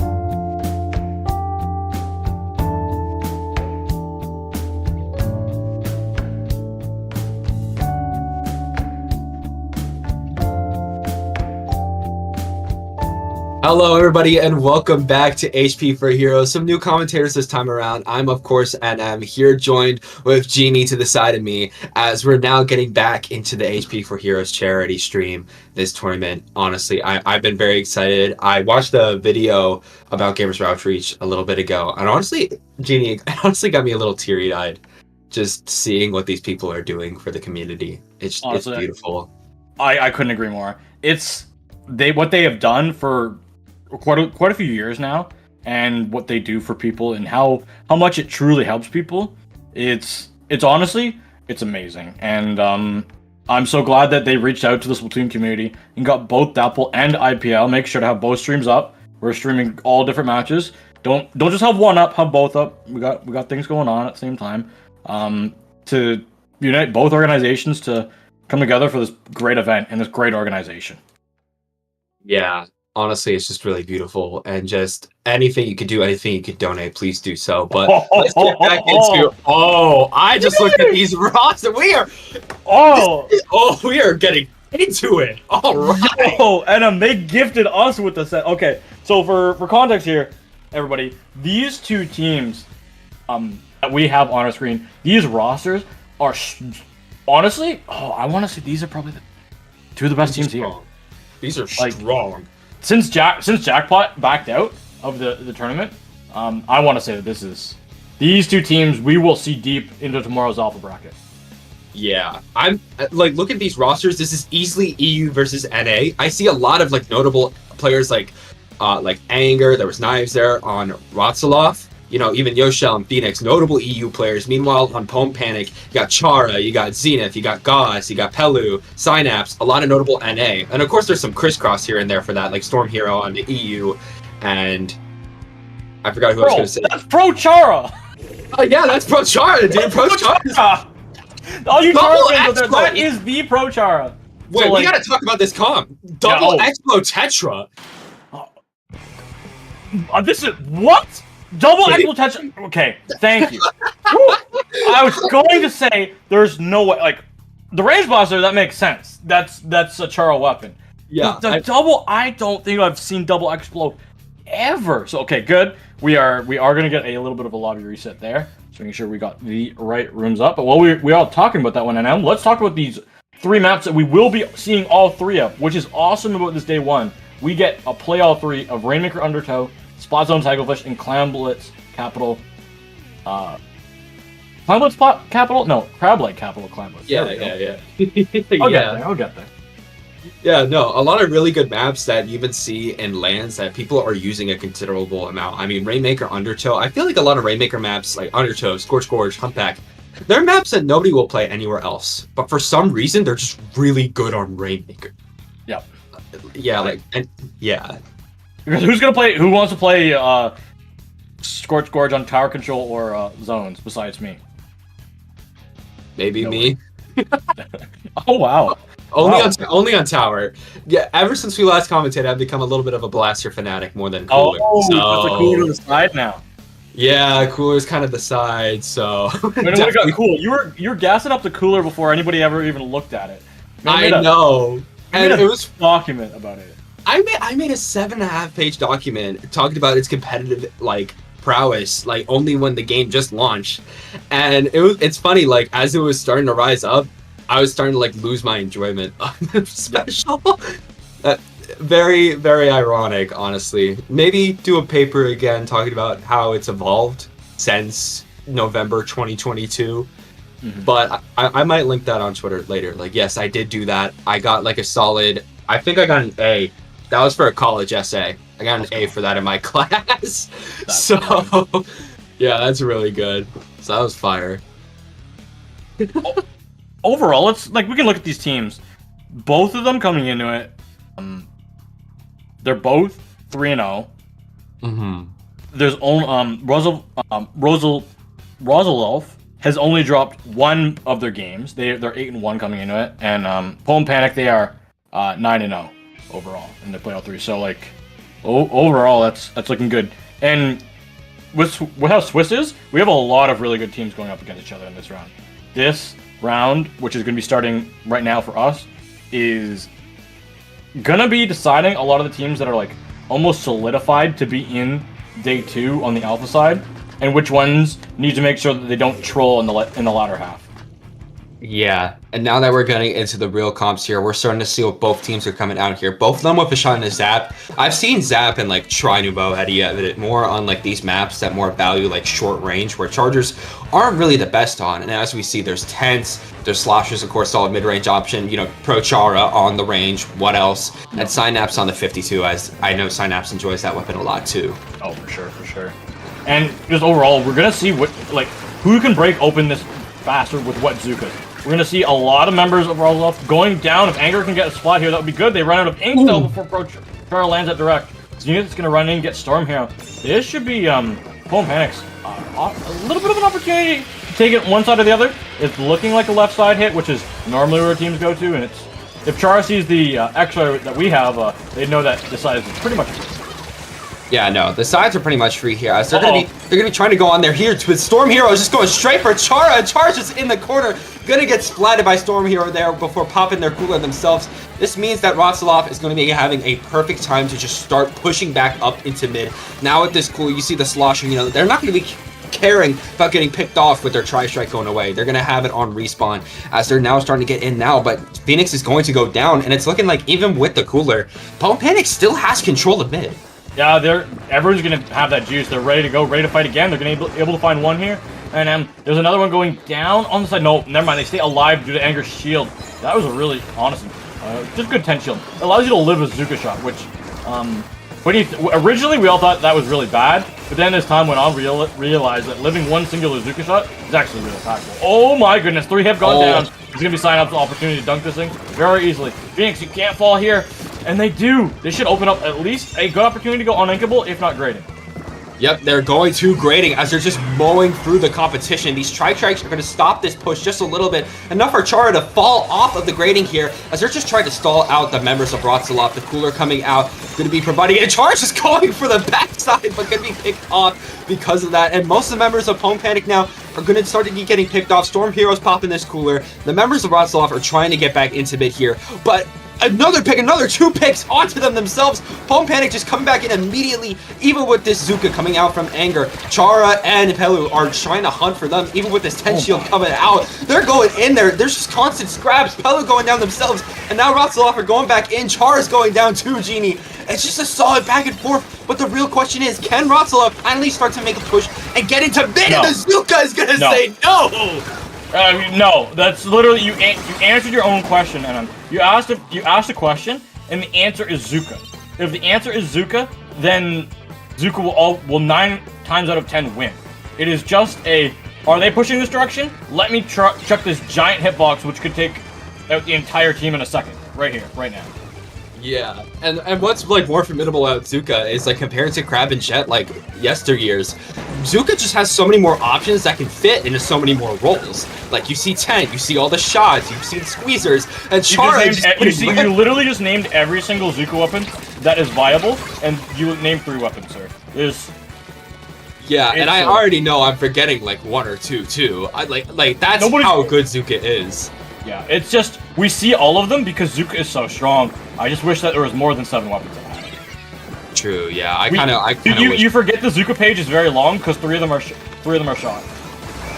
Yeah, 3 of them are just splatter shot here. And we see Pelu from the backside getting Storm Hero and Anger living that with most likely with that 10 shield, and they're still alive here, getting Pelu down themselves, but they're gonna be going down, and it's not looking good for Rotzloff. They have almost a minute left to try to make some lead happen here. They basically just got to get a little after checkpoint.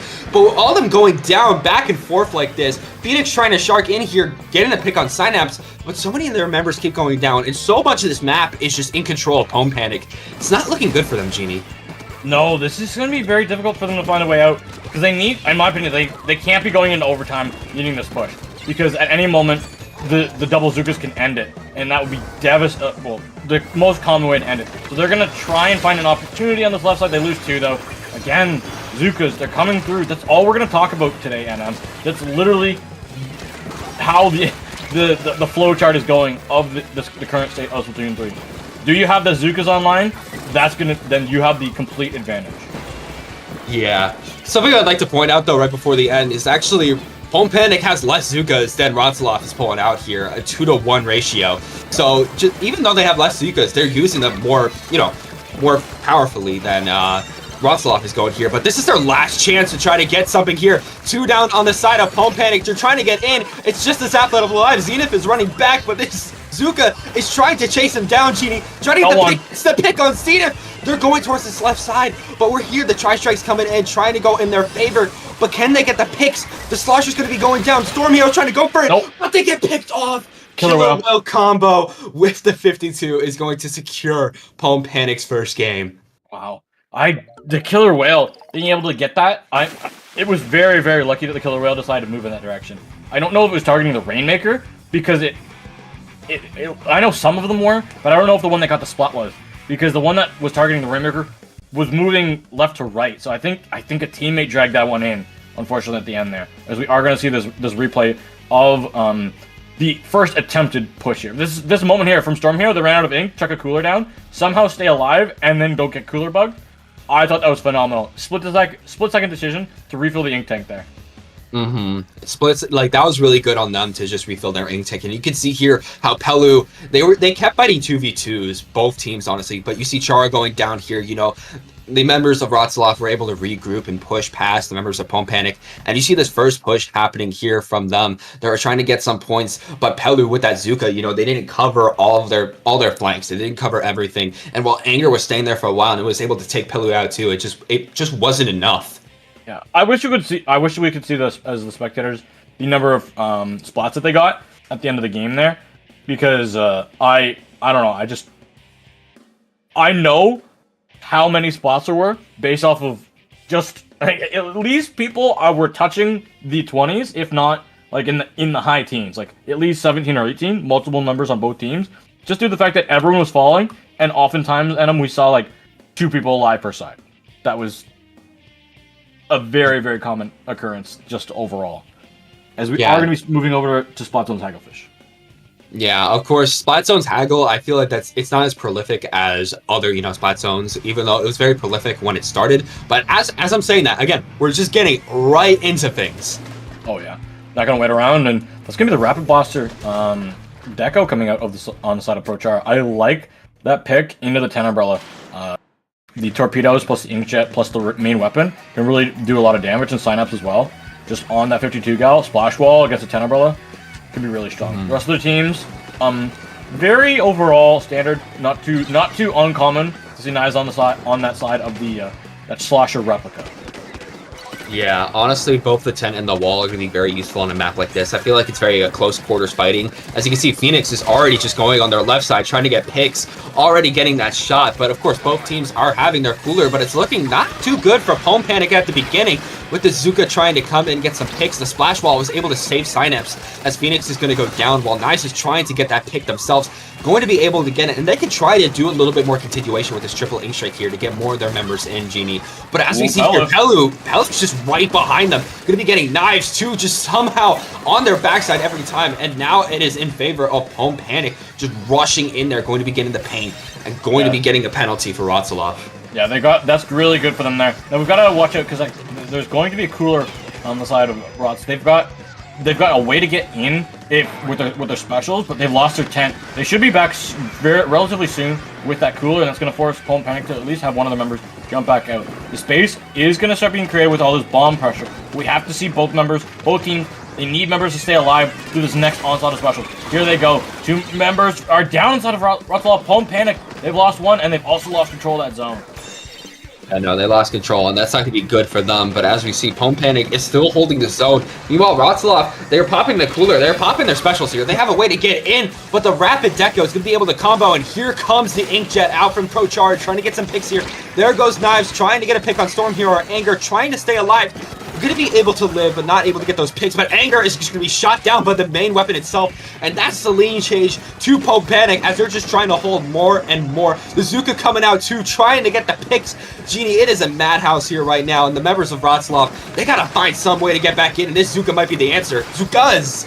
Yeah, the Zukas are out, but they're not actually able to find anything, because on zones you can just go play back, play behind the zone, and go behind the stacks. As long as they don't go for giant crazy plays, it's gonna be dangerous. Knives are trying to run in there. Somehow, some way, stay alive just long enough so their team's able to paint behind them. That was a beautiful way. They didn't need the splats, they just needed the space. And like a good duelist, they got in there. No, they got in there. As Synapse is getting in there right now, picking out Anger, trying to make sure that they secure their own side. And here comes out the Killer Whale 5.1, trying to see what other members are out here and trying to follow them. I feel like Killer Whale is really good for that, just to see where should I move into next? Who should I pick off next? And you see these Zukas coming out too, picking off people one by one. Nobody's safe, Genie, from all these Zukas. And this Snipe Rider paint onto the zone too. How we can just stay back on Canopy and just paint like there's no tomorrow. Yeah, there's just no. You're right. Nobody's safe. Even Judd and Little Judd, I don't think are safe from Zukas in this state of the game. So overall, we're gonna see if Char can get a good inkjet off here. They've got it at the ready. They're gonna go for it. Have to watch out because Sniper Rider can really pick you out of the sky. They have back. Char has to back off. We've got somebody below them who's easily gonna be camping their landing. And if I'm Char, I'm thinking about respawning here. But they're still alive. No way! No, they're not. No. Okay. Yeah. Fine. So it took him a second, but he's gone. Yeah, and while we're saying that, actually, most of the members are finding themselves in situations. Pwn Panic is back up here, but not before they can get a Zuka on Knives. They still got their specials out. Another Killer Whale coming out. Two down on Godzilla. Losing another one. Synapse is already in on the zone, even with Anger and with the Cooler. Trying to push back in. It's just not looking good for them. They're trying to keep that paint. They're so close. Oh, coming in, picking up two, picking up three! That was yeah, that's Zuka. Synapse, the only reason they stayed alive was because they're behind their splash wall. That was it. No lead. It's swapped. It has swapped. Synapse, what can you do here? You have to go insane. You go one. Can you get two? No, you can't. The team needed a little bit more than that. And that's unfortunate. They're trying to get back in. They're trying to paint the zone. They get the splats though. Oh my goodness, they did enough. Chara here has his inkjet. They're gonna force the jump out. Oh my goodness, they got one. Oh, they got one. Yeah, they got that pick even though they were jumping out, and it's just two left alive on the side of Ronslot, Genie. It is not looking good for them right now. As we're seeing so many subs and specials fly across the sky, we're seeing the Killer Whale 5.1 coming in here. We're seeing the shot getting picked off. Synapse coming back in. Storm Hero with that Sniper Rider just trying to paint. Can the strikes paint over the zone just in time? Can they do it? Yes, they can! My goodness, and more Zukas are out here. Synapse has to run for the low ground. They're able to stay alive through these Zukas. They've run in through middle of zone. Can they stay alive? They can't. They go down. Anger's gone as well. Phoenix is going to be starting to try and paint the zone. Pello's not in a position, but you have to paint the zone. You have to paint the zone with your teammate, and your Zap is gone. Your best painter. Can you get through this overtime? And no, Char will not be able to do that on their own. And oh my goodness, and we're going into an actual, impactful, and pivotal Game 3. That's what I love the most in playoff threes. They're fun and all, but when you get to the third game, it's like, there's heat. There's heat because, you know, it's in a 1-1 situation. People are like, they already go into it before, don't get me wrong, but now it's like, there's a purpose. They feel that drive for that third game, and that's what we're going to be seeing in Clan Brits on Crab Leg now. Let's see if anybody's pulling out those Krakens tonight. I wouldn't be shocked just due to, like, either way. I wouldn't be shocked to see Kraken. I also wouldn't be shocked not to see Kraken because of how powerful it is on this map. The options for Crab Leg is you kind of go up the main ramp. You either go top right, which has got grading. So unless you're a Splatling or somebody that has a super amount of run speed, you're not usually going to go up there. I could see the tent. Tents are another weapon that can easily make that journey. Or you can go up the left side block over a jump, which can be shut down by something as easy as a Toxic Mist. It's realistically only one ideal path that can't be just like super spammed out. But the problem is when you only have one specific path MM, that choke point oftentimes get overly bombarded with bombs. Yeah, honestly, I feel like it's such a different mindset when you're going into this map compared to a lot of other ones. Mainly because of what you said before with the grading. It's like which weapons are going to work because of that, which weapons are going to fall through. Like with Kraken, sure, it's very prolific in Clan Blitz, but on a map like this, yeah, it's only got that option of going through that ramp that's right under the basket. It can't really go through the grading path because it's just going to fall right through. Yep. So just thinking on that, that's what these teams are going to have to plan for. I could see 96. I know Chara, at least. I think they might still play 96, but I know in the past they have. So that's all I can really say. But either way, we're just about to get into it to see what comps these teams are going to be rolling out with. Yeah. That Synapse is going to be pulling it out on Pwn Panic's side. I like that. And smart just to for Russell to stay with what they got. I think the tank can do just as it's not a perfect way to do it, but it can do such a good job because it allows you to take that option of another path. Pencil itself makes it so the high ground grading path is almost irrelevant because you're just so exposed to pencil, and landing 2 shots like up there is pretty stock and standard. Yeah, no, I agree with that. And as we're seeing here, already Ratsalov is going 2 down immediately at the beginning, but the Zuka is getting a double from Phoenix already going in here. These teams, once again, going back and forth. Chara just somehow getting the Snipe Rider all the way in there, and Zenith is the one who has the Super Clam here. But without control on either side, that's going to be hard to beat. As we're seeing Knives jumping out, going with their team. We see this 10 shield coming into bottom mid, and we see Knives going in with that before it gets shredded themselves. Wavebreaker coming out, and that's something you don't see a lot, but again, Range Blaster, solid main weapon. You're mainly using that kit for the Range Blaster itself, as Chara's up there, Zenith's down here. There's so much going back and forth, Genie, right now, but here it is, the Kraken. Kraken, it's going in, it's gotten space, but is that the power that going down? Yeah, the power did go down. That was not a spot you want to see go down. Unfortunately, they're not able to get that thing in. The Zukas are able to find a little bit of value, not there at the end there. Storm Hero, is able to stay alive. We're gonna see 2 members go forward with the shield, but punished up by the suction bomb. Sometimes the 10 shield can be both a blessing and a curse, as we saw there. And as we're seeing, Pome Panic is just trying to rush straight up into the home of Ratsalov, but they're getting picked off right by Run. You see Synapse get picked off. Phoenix actually got picked off by Chara before they got picked off themselves. And we're seeing some Zukas coming out right now too from Pelu here, trying to see if they can get somebody, not able to find the pick. Chara trying to stay alive here. We're seeing Anger trying to go in with this 10 shield again, but Pelu is right behind them. Pelu's going to go down. Anger's going in there. Chara's trying to locate them at least a little bit, but it's not looking good now for Pome Panic. As Ratsalov, they have the triple egg strike. They have 3 down. They just need to make a super clan. Dives these 2 clams. There it is, and there is points for Ratsalov. Yeah, and Phoenix is going to go down on that shield. As soon as I saw Anger pull that thing out, I knew that there was going to be a bomb coming off of that. So the push could have been a little bit stronger there if Phoenix hadn't have gone in front of their teammates' 10 Umbrella shield. Yes, it's always the shot's fault. It's never the 10's fault, coming from a former 10 player. Yeah, you also got to remember Pome Panic is rocking with the triple suction comp, so that's not going to do the 10 shield any favors. And as we're seeing here, and a splash wall, that thing, true. Splash wall is the worst nightmare for you. A splash wall and a gal is 10 Umbrella's worst matchup. It's not even close. Yeah, so basically that entire comp is telling the teammates of that 10, just like, be behind it. Don't be in front of that 10 shield at all, even a little bit. Even have your little pinky toe. But as we're saying that, we're seeing some scores coming out. The Kraken actually being used to protect the basket here. As they're just trying to see what's going to be coming through. They're going to be able to hold it for a little longer, but it's not looking good right now for the members of Pome Panic. With 2 minutes left on the clock, they got to be using their tools to more effective range, as Phoenix is just trying to shark right under there. A range blaster shot can easily end this, but Phoenix is going straight into it, trying to get Zenith. Zenith gonna go down, 2 down right now. Pelu trying to use their Zuka shots, but Phoenix going for the top right. Yeah, Phoenix is trying to test this out. Not really. I feel like fully commit, but you baited a ball up there. You baited a ball down mid to die, and you baited a ball top left to die. It's actually gonna get picked up on the top left, but like that is big. You've taken Chara out of the fight for at least, I want to say, 5 seconds there, and in how Splatoon 3 is played at, it's such a fast pace. 5 seconds feels like an eternity. Yeah, no, it does. And Synapse is going. They're going for it. They're going for it. They're going for it. They're going for it. Oh, they're trying to strike.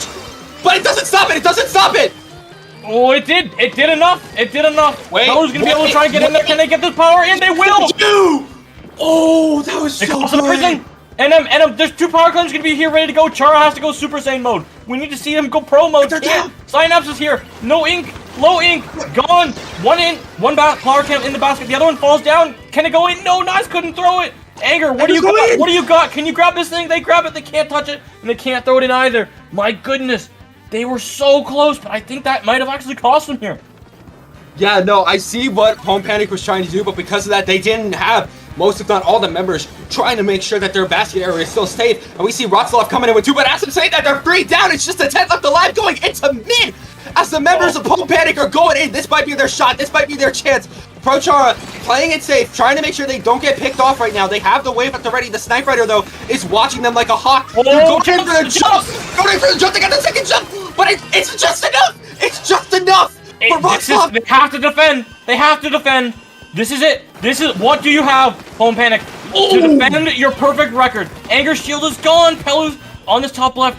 They've got little time on the clock. It's draining so fast. Storm, you're gonna have to start moving. Anger's gone. Knives, where are you jumping? Where are you jumping? There's no time on the board. And that's Poem Panic taking this game 3-NM. That Genie was so hectic at the end. Seeing so many people push in, so many wipes. You're seeing a push that Poem Panic made to get that lead back to 60 being a detriment. And then saying, nah, we're gonna go back in and we're gonna score with just jumps. We don't even need the Kraken, and taking the set 2-1. That was beautiful. Oh my. Oh my. Oh my goodness. Bro.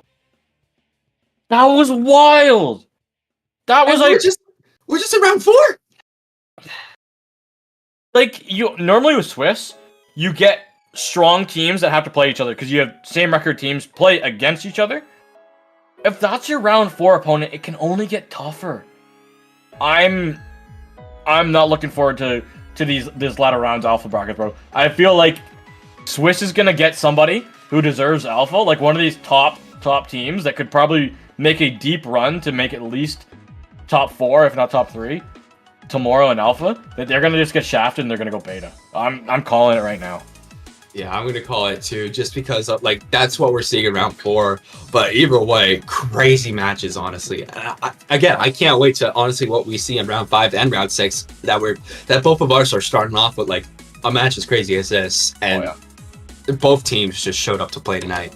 Exactly, and exactly. I'm pretty sure this was one of the last games that need to be finished up. No, there's still one.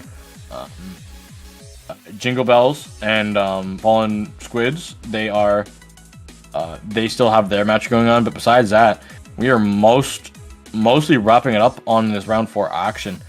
Not 1000% who we are going to be looking at because the matches the Swiss can't be. We won't be able to see who is going to be our next match on stream until all matches have been played.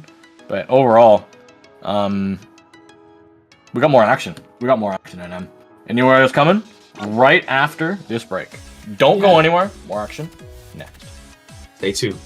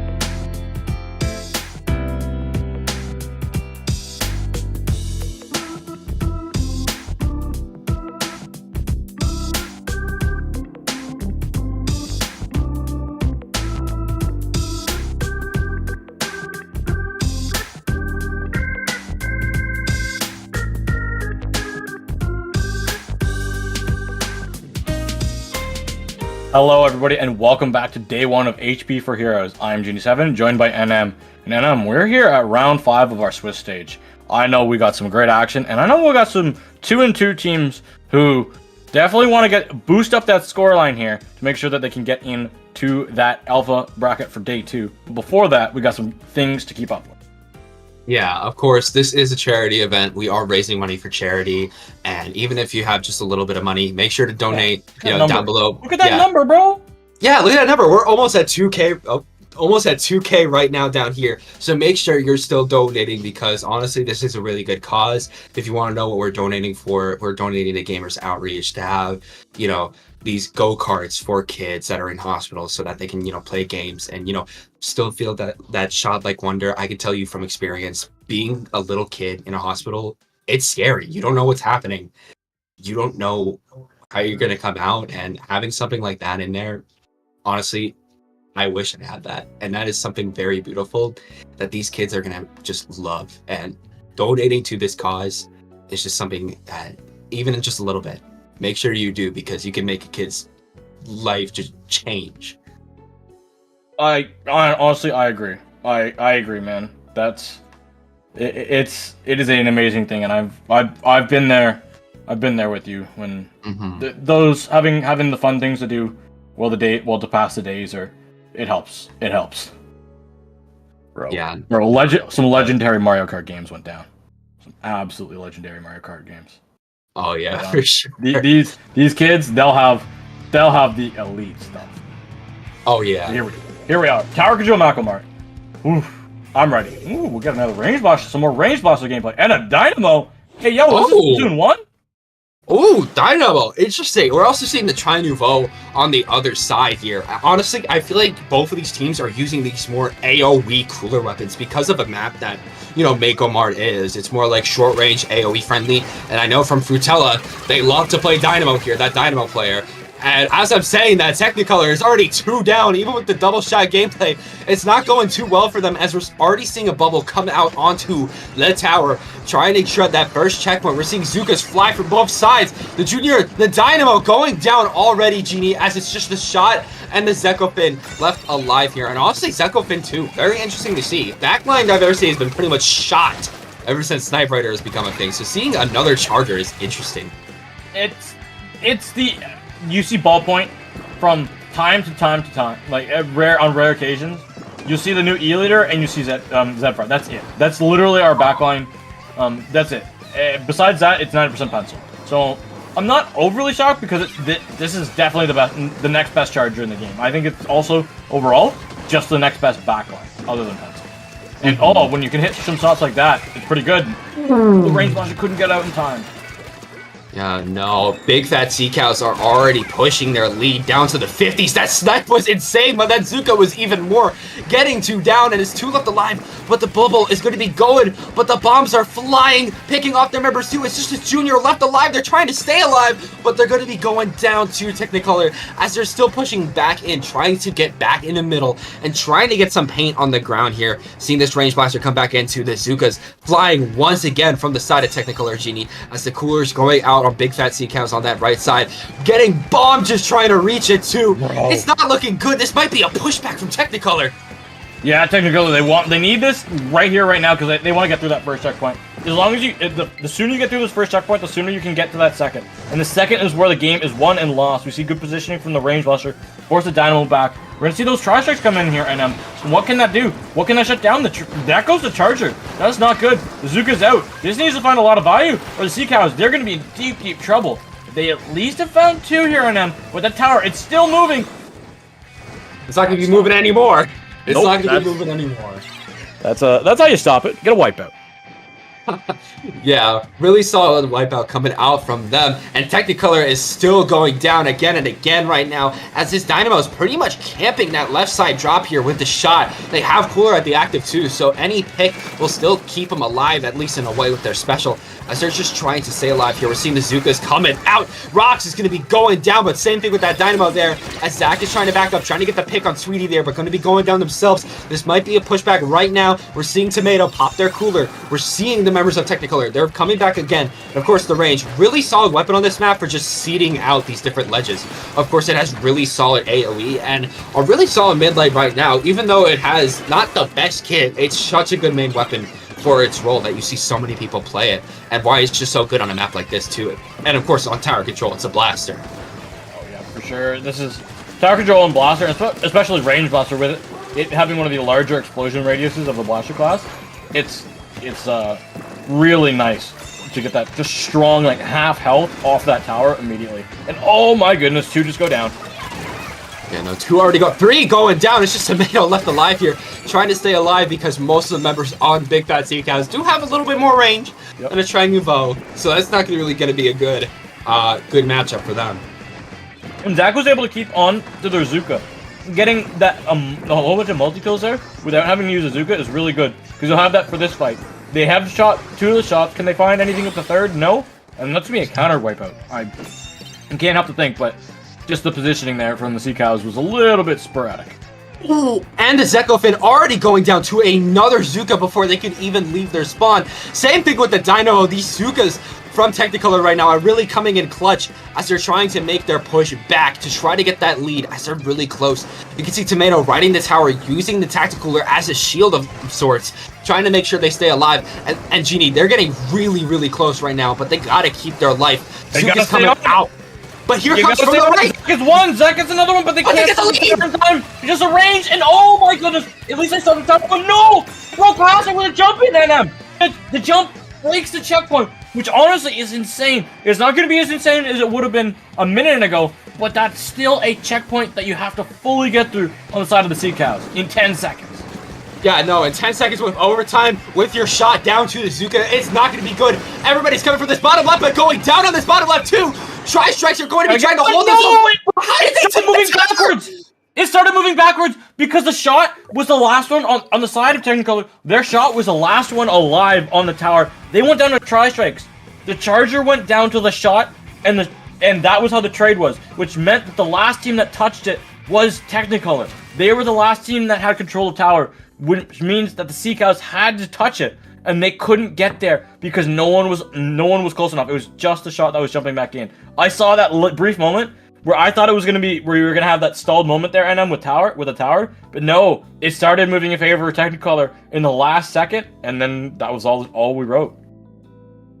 Oh my! Just you could, like, in Splatoon, you could see how even a millisecond matters. Yep. If a tri-strike was thrown out a millisecond faster, or somebody was there by the Charger, or the shot took a tiny bit more time to get picked off by the shot, it would have been a completely different turnout in that encounter. But because it went the way it did, Technicolor was able to secure their lead and take the win. Yeah, you think in every scenario, that if you're a player who's jumping on the tower into a tri-strike, that you're going to go down before you land your shots. But the shot was able to get the one hit of ink that they needed and stand on the tower for enough frames to start sending that thing back to mid. And that was the difference in the game. I was thinking, we've got a lot of members on both sides that have just gone down. We're going to have another fight here. But it ended a little bit prematurely, in my opinion. But moving on here, we've got Zones on Umami, which is a map that we see from time to time. It depends on what TL throws it in the map pool. Yeah, it honestly depends on who is trying to throw it into the map pool, but I feel like it is a solid map as this game has developed. Of course, kind of like I can see you shaking your head. I feel like you got war stories or something on this map. Pencil. Yeah, fair enough. Mm-hmm. Yeah, it's pencil players who put it in the map list because pencil's good on it. It gives them the time to pop off, but. True. But pencil's kind of good everywhere right now. But I guess it's just like very amplified on something like not crab leg, umami. Yeah. You know, I can see that with how kind of flat it is, say for that one box in mid. Honestly, pencil can be very devastating, especially with how little ink it takes to keep a zone. We also might see, gal, splash wall, weapons, tents, because that is very useful in holding one of these zones too. As we're loaded, blob. I guess this is a good blob map as well. I have talked to Skep about it very frequently because Skep talks a lot about blob. If anybody ever knows Skep, so it does have its usages here, especially because there's very minimal amounts of grading that you have to deal with, and it's very good to just keep out constant pressure. And I do have to say I like the Raincloud one here because Kraken doesn't get you all that much value on a very wide open map here. And line markers on.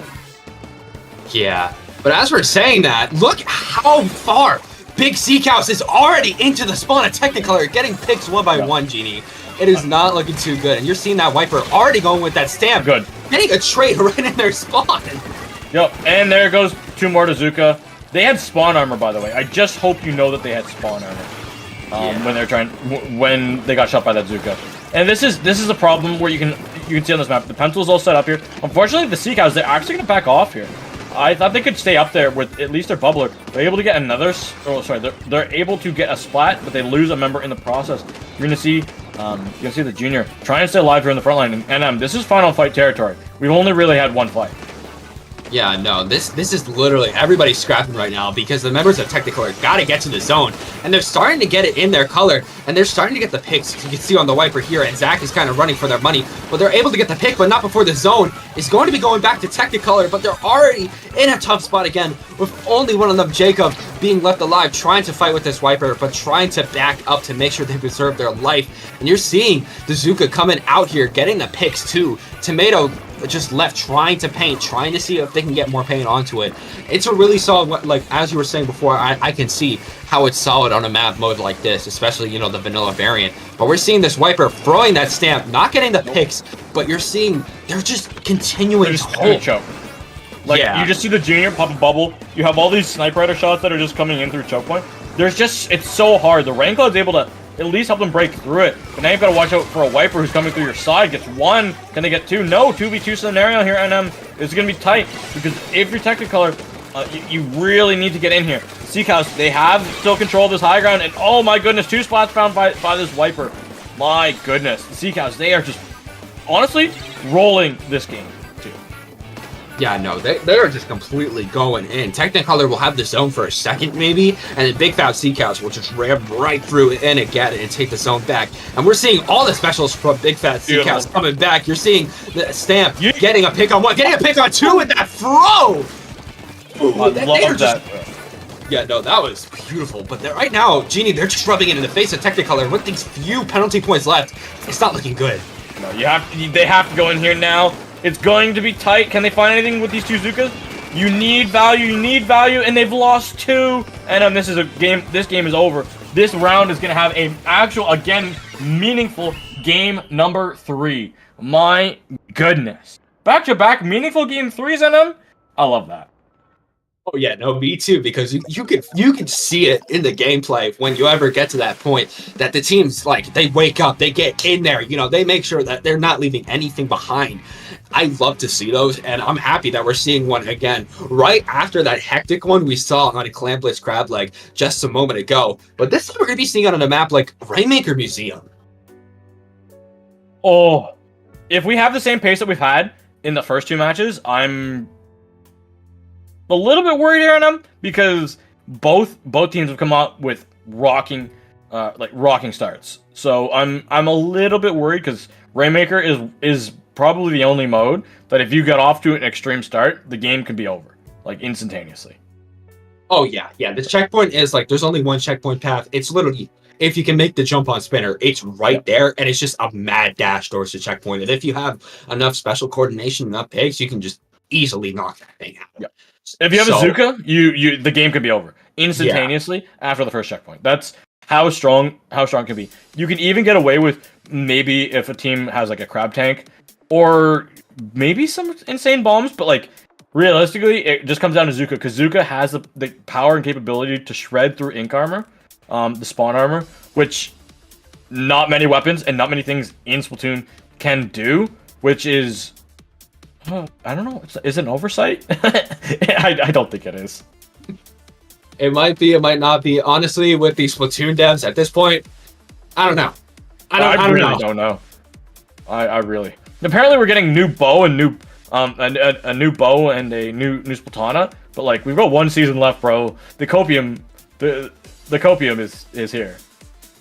There's got to be more seasons because there's no way, especially if they're finally introducing a new bow and a new Splatana, their flagship classes for Splatoon 3, almost 2 years after the game launched. Yeah. It can't be the end. No. Especially like not every kid even has its second. No, well, yeah, Hydra and Bamboo players, they always say it takes them so long. That's the joke. You guys literally were the last 2 to get your kits in Splatoon 1. You're the last 2 to get your kits in Splatoon 2. It was written in the cards. You knew when you picked that weapon up that you were gonna have the last weapon picks. Like that's just how it is. Yeah, I'm just lucky the weapons I love got their kits literally 6 months after they were released into Splatoon 3. But as we're saying that, we're getting into this game, and actually, remember that Blob Deco kit you were dogging on before? Well, it's here. No, it's good. I wasn't dogging on it, bro. That thing's dog on zones. Let's be clear. Kraken, Kraken on Rainmaker is so much better. Line Marker on Rainmaker is also so much better. Even on Tower Control, even on I don't have to say anything about Kraken on Clamblitz. I believe that the Kraken variant, this one, in the combos that it has, is better on everything except zones and turtles. Yeah, no. Honestly, I can see its potential in other modes other than zones because it's just Kraken itself. But as I'm saying that, this Wiper is already going in there. 2 down on the side of Technicolor. The Stamp is going in there, watching for that jump. Trying to get the pick, gets it, and here comes the Rainmaker going in. First checkpoint already down for Big Fat Sea Cows, but actually, they're already 3 down. Yeah, the counter Zuka came out at the end there for Technicolor, which meant that they got even though the checkpoint went over to the Sea Cows, they lost pretty much everyone to the double Zuka shots, which came out after. Because if one Zuka doesn't hit, they'll get that 60 damage hitbox, and if the second Zuka doesn't hit, they'll also get that 60 damage hitbox will be enough. And the Rainmaker sneak was trying to come through from Zach. Zach gets 1, Zach also gets 2 in that scenario. That's really good. Going into 1v2 situation, even though they went down, they were able to take the other 2 out. And Technicolor made sure that Big Fat Sea Cows, even though they're going to be pushing up here, they have to spend a little bit more time since that Rainmaker is back all the way down. And here comes this beautiful Kraken coming in, trying to shred this bubble, trying to see where the members of Big Fat Sea Cows are. But as it's timing out, they got to make sure that they're safe because they're put into a state of vulnerability when that Kraken expires. And now Tomato is just trying to play for life here as the members of Big Fat Sea Cows are starting to go back up in here. And 2 down on Technicolor Genie. It is not looking good for them right now. But maybe this counter Zuka might be able to make some prayers for them. Oh, that was so darn close. I thought for sure it had a spot coming towards it. Mini stayed alive. They're able to get 1. They're able to get an assist on another one. It should be good. They've got an opportunity here. Got to dodge that suction bomb. Got to dodge this other suction bomb. You got to find the zap inside this big bubble. And now we're rocking it down close here. Can this be a knockout? And it will be. That's a wipeout. Big Fat Sea Cows take game 3.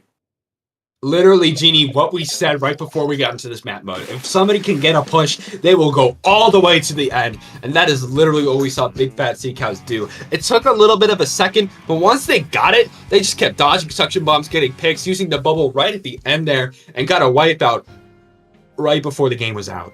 Yeah, that was honestly from the Big Fat Sea Cows. That was really good. And they proved to be really overall strong in the latter half. Besides the ending of the tower control game, where the leads got swapped in about the final 30 seconds, and then the tri-strikes and the shot jumping on it and sending it back to mid with less than a second on the score clock, they could have come up with a 3-0. They were in my opinion 2 mistakes away from a 3-0. So overall, to the Big Fat Sea Cows, congratulations on your win, and I hope to see them in top cut, but they're gonna have to go up against the rest of the 3-2 teams in our final round.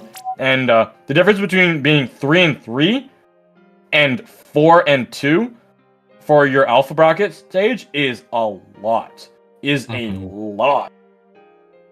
Yeah, no, it is a lot. Even just that little bit can be so detrimental to if you get in or if you're not, especially with tiebreakers. It's just gonna be really hard. And honestly, I bet that Big Fat Sea Cows wants to secure their final round in order to secure that alpha bracket. And we're just gonna have to wait and see, next round if they're able to do that. Of course, we won't be watching them this next round, but hopefully they are able to do that and secure their spot into alphas.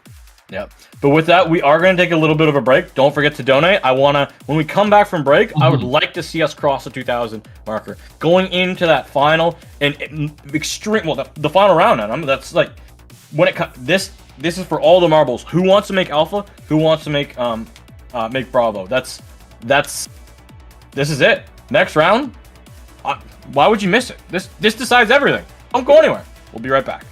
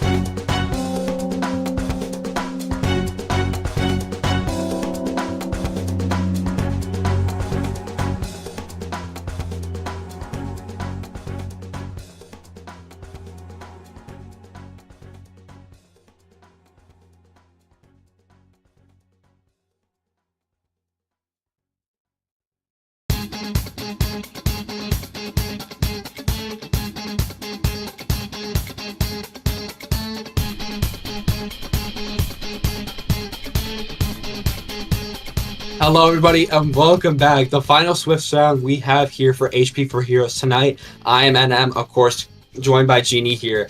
As, of course, again, please donate if you have the time to. You can see right here, we did reach past our 2,000 goal, which is very nice. But of course, we can always go more and more. We're only halfway through this tournament after tonight. You know, we got so many finals, so many teams that you've even seen these matches today. They're ready to go tomorrow. So if you could support those causes for those kids in those hospitals and just give them a light in life, then please donate if you have the time to. But with that, Genie, you ready for this round? Oh, I am so ready. I am so ready.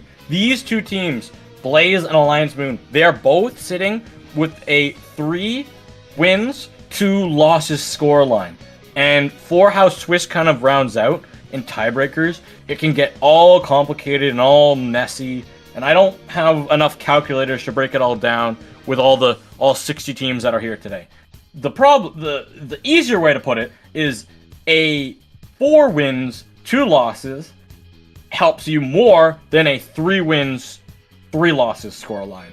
So for these teams, you want that extra win because that will next near guarantee that you're going to be in the alpha side tomorrow.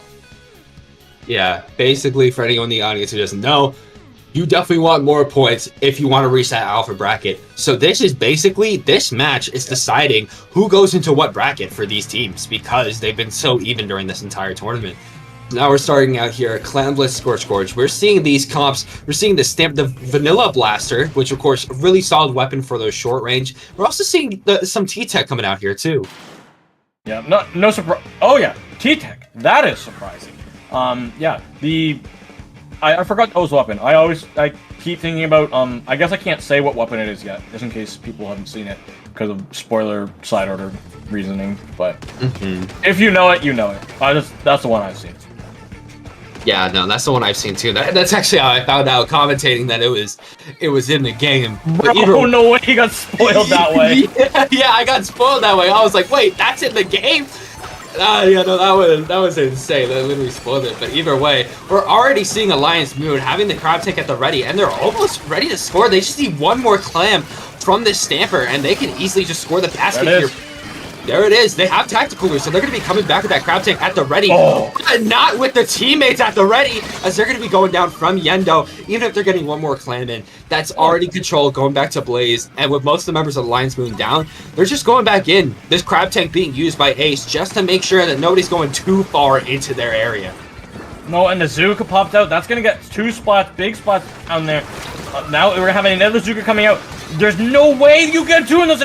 Your back is literally to the void. You are standing on grading. You have no health, and you find 2. And now they're jumping in. Here we go. They're starting to score from Blaze, getting another pick. The Tri-Strike's coming in to secure this clam score, getting it down to 60 as Dark is just trying to back out. We're seeing King Soro trying to get the picks here. Yendo is just going straight behind them, going for that flank. I like that. Picked off, but that was really good, Genie, just to get some distraction on the side of Alliance Moon. They're going to be picking off more and more, but they're down to 24, trying to get even more in here. Mob trying to stay alive. It's just Mob left alive, but they're going to the back. They're just trying to run. They're able to swim through, not minding the floor, and that's a solid 24-point lead for Blaze. So that Alliance Moon was like sitting comfortably a little bit before, but now they're scrambling a little bit. Mob getting out there by getting that floor plane down, really, honestly, just mopping the floor with their opponents. I love that. Yeah. Love that. No. We're going to see, and that push was very, very, very, very, very, very, very good. We have to make sure that the control for Blaze is still here. They have it. They can, if they can find some splats, so that's a problem. Because right now, they've just been playing so scrappy that if they don't win their fights, they're going to lose control extremely quickly. And right now, they've lost a lot of them so fast that it's just the Sniper Rider Dark who gets overrun and overwhelmed. The clams for Alliance Moon. They should be coming in, but they need to find some more. Yeah, already getting a pick on that shot from Blaze here. We're seeing a trade coming out down here too. We're seeing clams coming down here. They got the super. Are they able to get it in? They are, but that's not lead. That's not lead. They still need just a little bit more, but that's tying down, just shortening the gap a little bit more between these two teams. Alliance Moon, while not getting the lead, that was very valuable, at least getting them more of a chance. And now they know what they need to do, get Blaze back in that situation once again. But as you're seeing, Blaze is coming back in here. They know what Alliance Moon is going to try to do now that they've seen that, and they're going to try to counteract that. We're really close to another Zuka online here. If they can get this out, that might be able to blast open the door for them so they can get this push going. 2 power clams will allow them to take the lead and have a little bit to spare. But they need to get some clams. 4 to their name right now and 2 splats yeah, the 2 splats are good, but by the time they get these clams, I feel like the respawns will be here. No, I feel that way too, especially with the King here coming in with this Vanilla Blaster, trying to see what they can do, they almost have their big bubbler, so they could provide some setup right now. They're using it right now. Oh no, the ball goes with the side! 3! Can Paolo get the quad? Can Paolo get the quad? No! Yo, come on now, that was a quad. That was 5 shots on that mother. That was enough, bro. Yeah, no, that was basically enough there, and it literally sent Alliance Moon once again scrambling on what they're going to try to do now. I'll count that one as a quad. Woo, nice quad. Yeah. Oh, the Crab Dag is probably gonna get flanked out here. They somehow stay alive by going in a ball for just long enough. I'm worried that the Wiper on this right side is gonna go down, and they decide to do it themselves. Yeah, they just decide to do them themselves here. As we're seeing, there's just the scraps going out more and more here. We're seeing Paolo going down. It literally left up. We see the bubble coming out here. Just 2 down on the side of Blaze. The members of Alliance Moon, they have their tactical right now. And Dark, even though they're up there, you know, they have the power. They have the clams in order to get in.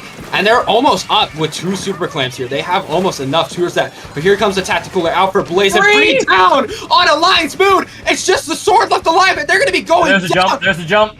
They know that the jump is coming in. You can tell, and they got that spot there. That's it. Power clam's gone. And that is going to be game 1, and my goodness. We can't forget that if the further this game goes and the more tiebreakers you get, those game 3s, if you can't get that clean 3-0, it's that will also help the 3-3 team as long as they don't go down. So we need a good bounce back game here.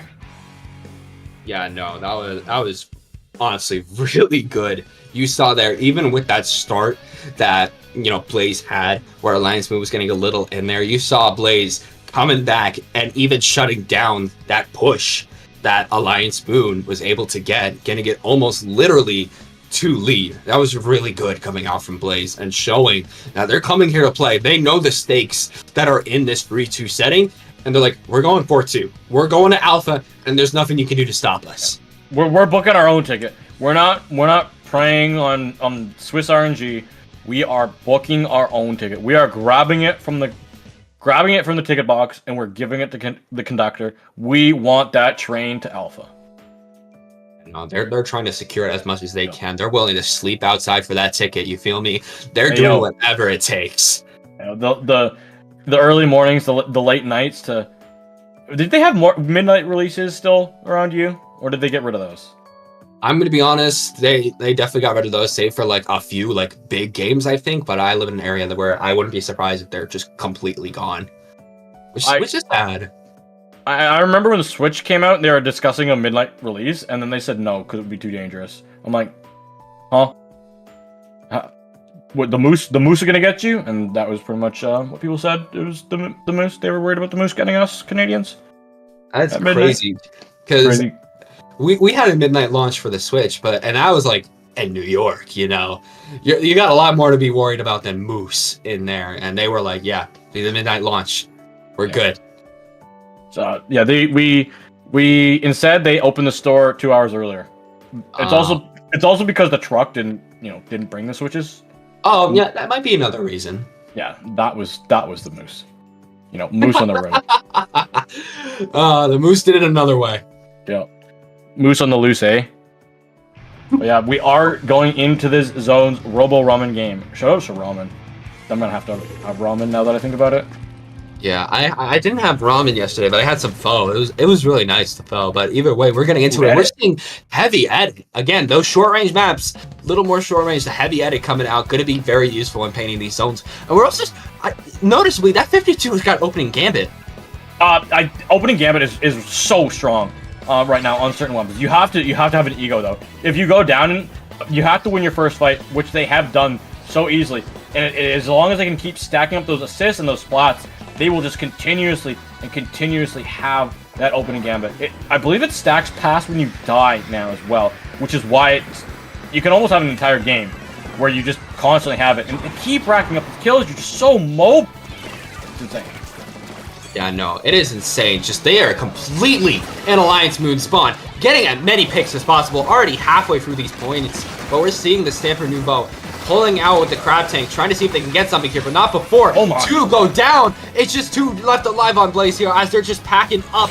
But Paolo is still in there, and they get the wipe out on Alliance Moon. It is not looking good. No, Paolo is. This opening gambit has not stopped. Paolo has just been thrashing them. I believe they got another spot there, and Dark's on the zone, able to get 1 before going down. They got the damage done. We should probably be able to see, I know on this machine, and Paolo on this 2 go, be able to find some spots here. They got to paint the zone. They're going to be able to hold on to it. Paolo finally falls down at, like, the final hour. We've got so little time left on the clock. Alliance Moon, they finally get the zone, but it costs them everything in the kitchen sink. They get the spots here on them, and they have some life in this game. Yeah, they cost them everything in the kitchen sink, but guess what? They're working that overtime, and they're trying to make sure they get all the way back up to 5. Bro. That is going to be a big ask, especially with Paolo right on your backside with this wall and only 2 left alive in your team. That is going to be a very hard ask. That is, you're going to have to make a 5-course, 5-star meal if you're going to be even hoping on getting past this. Even with that Machine Neo coming in, they're losing control. Paolo is still right behind Ace, getting that pick on them. Paolo is still in here and getting the zone back in the favor of Blaze. Genie, they are literally living in their minds rent-free right now. Paolo has destroyed them. Paolo's just single-handedly absolutely destroyed Alliance Moon. They are still somehow in this game. The rest of Blaze have been playing well. But Paolo, they finally are shutting them down. Endo's here on the side. Are they going to get found out? And yeah, Ace is able to get a nice slice there. We're going to see, again, because like, it's up to Alliance Moon to hold on here. It is so hard when you have Mop being able to support with these tri-strikes, Dark with this edit which paints the map like the wind and gets you so many coolers, and Paolo ripping you apart in the 52 gal right now. Yeah, we're seeing Mop, staying alive, and Alliance Moon are 3 down again. They're all in the spawn of Alliance Moon. They're literally just living in there. Paolo's gonna go down, Mop's gonna go down, but they're still holding, and the penalty is going down and down, Genie. They're starting to get back in there, and here comes the Zukas coming out. Yendo's gonna be one who loses the Zuka fight, but Mop is gonna be able to trade, and their control is back in Alliance Moon. But Blaze, they still have a chance to get back in there, especially with most of their members coming back, and the specials about to be coming out from both the Heavy and the 52. Yep, and they have the Killer Whale, plus that Cooler, and the Zuka. They go 1 for 1, so not all that you want to see with those specials. Ace, what can you find? You find Paolo! That is the bingo card that you needed! They get the spots in NM! If Mop goes down here, those are the tri-strikes gone! You're gonna have one last push in here for Blaze, or you're gonna lose this map, and I feel like that would be a massive choke. I know, I feel like that would be too. Yendo coming in here, but here comes the Blaster, blasting their way through them! Oh, look at the zone! Tri-strike able to get it! Tri-strike able to prove that even though it's just such a good stone special, just getting it back instantly, and something like T-Tech can just paint for it like there's no tomorrow, but Reddy is going to be able to ready up the zone once again. Red getting that, trying to hit the pick on Yendo, gets them, and they don't have that many points to get through in terms of penalty and just punish themselves. But the members of Blaze, they got a minute left to get in, and yeah, Zuka can easily shut this down, but it's not going to be Tri-Strikes or Tactical because they're going to be going down, and here comes Paolo. They have the Killer Whale. They're coming in here. We're seeing this Blaster trying to pick them off. Can they get the blast? No. I think they lost ink. They had no ink left. They were just walking back. And here comes the Crab Tank. They know Paolo's there. But here comes the Tri-Strike. Even at 15, it's going to be Blaze who is getting the zone back. And they're already moving up. You see Paolo going in there. It's just so back and forth. And 2 down to get on Alliance Moon.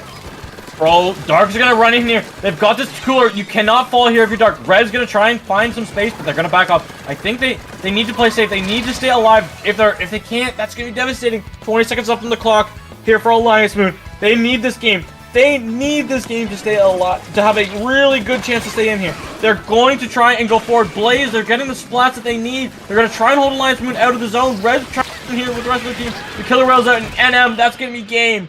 Blaze, they have put themselves in a beautiful spot with a 4-2 scoreline. Yeah, 4-2, and also taking the 2-0 onto Alliance Moon. Of course, this is a playoff 3. There still is one more match, and Alliance Moon can make it a little better for themselves by getting that last win, but it's for tomorrow. It is definitely going to be an uphill battle for Alliance Moon. Yeah, if they didn't need this game, the last game that just happened, this next tower control game on ship shape cargo company is mandatory because that's for your tiebreakers. Blaze doesn't need it anymore. They have very little to play for other than a little bit of tiebreakers between the 4 and 2s, so that they can get maybe a little bit of better seed, so they can avoid some higher teams, because there's gonna be a lot of teams that are 4 and 2. Let's just be clear, 4 and 2 is one of the more common scorelines. So hopefully for them, they can avoid playing, like, being an underdog in the early rounds and get themselves a little bit of a better scoreline with a 3-0. But Alliance Moon, if you're a 3 and 3 team, you need every single map that you could take. Yeah, no, you need like every single map. You need every point. And right now, I imagine Alliance Moon is looking at tower control ship shape like, I need this. I need to secure these wins, and I need to make sure, the blasters on point. They know where everybody's at. They have the Zukas. They have the special coordination. This is literally their game. And Alliance Moon has to make sure they secure everything. No fail, perfect pointage. Yeah, this would put them at a nice, even nine map wins, 9 map losses in a 3 set wins and 3 set losses. That would be very beautiful for Alliance Moon. It would be almost like it was written in the stars. For them to be perfect, neutral 3-3-9-9 scoreline. But for Blaze, that's a good win. But you can't let off the gas now. I see that their icon is a car from Cars, so why would you have to let off the gas pedal, especially when you have that icon? Yeah, no, it looks like kind of like I think it's not from Cars. I think it's from like this Nick Jr. show called Blaze, actually. Oh, it's like really? Yeah, it's like a monster truck show, I think. I always saw it. Oh, it is, now that I look at it. Yeah, but either way, they're definitely not getting off that pedal from that monster truck. They're just going to be trying to go further, and they're coming in with a range and machine combo, too. Ooh. Disgusting. I'm surprised, because Pencil and Edit are all really good here, but range blaster is built different. Like, especially when you go up against a team that has a composition like Alliance Moon, there's a lot of weapons that you can get some really good directs on, and you see right there, finding the opposite number of the blaster, showing that just that extra little range can get you a lot more splats sometimes. Yeah, no, I feel like that combo is going to be especially devastating. That it's tower control. They're going to be able to combo. That's what I'm seeing here. Red is going to be able to move forward on Dark with Ace, getting that pick, but Mop is in the corner. They know that. They're going straight for Mop, but Mop is somehow still alive in here. No way.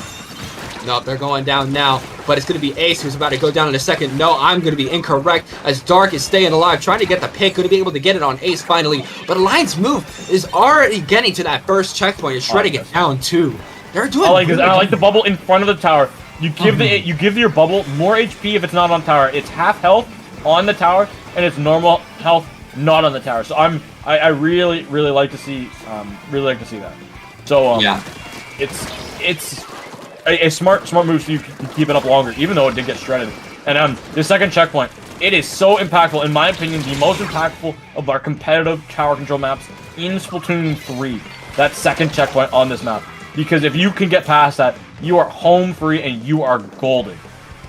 Yeah, no, if you can get past that, you're pretty much just set for life. But they're not going to be able to right now, as Blaze is going to be coming back, trying to make sure that they can get back that lead right now, saying, okay, we had a little bit of a rocky start, but we're going to be coming back full on swinging, getting the picks, 2 down again on Alliance Moon. Hey, as you're seeing Yendo readying up this Booyah Bomb, keeping their life and keeping that continuation ready, getting the pick on King Soro here as they're moving past the first checkpoint. Now getting into the realm in a second, and Dark is going in there on that top left. With that range, again, really solid main weapon. They're taking the lead. Mop's still alive. Dark finally going to be going down that left. 2 down from the side of Blaze, but they're still in it. This machine in the corner. They're still on the tower, dodging this blaster, but they're not going to be able to live. Yeah, and is there going to be jumps in? No, Dark was coming back from the spawn, so that was a massive win for King. That was what kept their team in this match here, and honestly, could even keep their Alpha hopes alive. But Ace is gonna go down. I believe that was to a wave breaker. But that's a lot of the members going down. That's gonna be a wipeout. That's gonna be a wipeout towards them, and that's just gonna allow Blaze to continue just flying through this map, Genie, as they're getting back up there yet again. Everybody's going in there. Paolo in the top left and everybody else near the tower. The Booyah Bomb coming out from Yendo here again, continuing their push more and more. But we see King Sora going in there, getting the picks before getting picked off himself by Mop here. The Trizuka coming in, trying to see what they can get, but this tower is being a little bit of a detriment towards that, as we're seeing Alliance Moon already setting back up, almost picking up Paolo, but the Crab Tank was able to finish it off. And here we go, basically a delayed wipeout as Alliance Moon is getting back up in here. Yeah, this is looking good. Mob has to watch out. You don't want to go down to this blaster. Listen now, especially with how close you are to that cooler. Alliance Moon, you got about just over a minute on the just over a minute 30 on the clock here to really get this tower moving, but you can't lose your members to bombs like that. Paulo able to get one. You're gonna try and run at this tower. What can they find? And they can't find the spots that they need. Oh my goodness, and this could be coming down to the wire here. Yeah, no, this could easily be going down to the wire here as we're seeing this map is not living. But they get the lead the last second. They get lead the last possible second. Before that bomb took him out, they got it to 24, and now 1 minute left on the clock. Blaze is the one in the lower advantage here, trying to make sure that they get it all the way back to that checkpoint. As King Zoro is going to be going down, Paolo is trying to channel that energy that they had with the 52 and trying to be pushing in here, but they're going to be picked off, and it's just 2 down. It's just the range of the zap left alive here as Dark is trying to go in here, trying to get a pick, going to be able to get the zap, but the Zuka coming in here. It's just so back and forth. But Alliance Moon is the one that's in the disadvantage. It's just about alive. And Red's gonna be going down. Blaze is gonna be coming in here. 40 seconds left on the clock. Genie, I'm going crazy right now. This could be life or death right now for Blaze. It could be, well, not so much Blaze, more or less Alliance Moon. They need this game more than Blaze needs this game. This is a game that they want to stay alive if they want to keep their alpha hopes in the best possible condition. They need this defense. They've got 20 seconds to defend this, maybe some overtime, and the tower, it does not have to go far. Endo's in here. They get splatted out. Dark's trying to ride this tower. Mob's coming in. What can they find? Are they going to get shut down? Blaze, they're trying to get the splats. Ace is able to stay alive with the Crab Tank for just a little bit of time, but Alliance Moon, they're falling left, right, and center. They need to find some spots on the other side, and Blaze, they get wiped out. Ace comes out on top, and that's going to be game. Alliance Moon, when the series was over, but they needed the map, they will get it.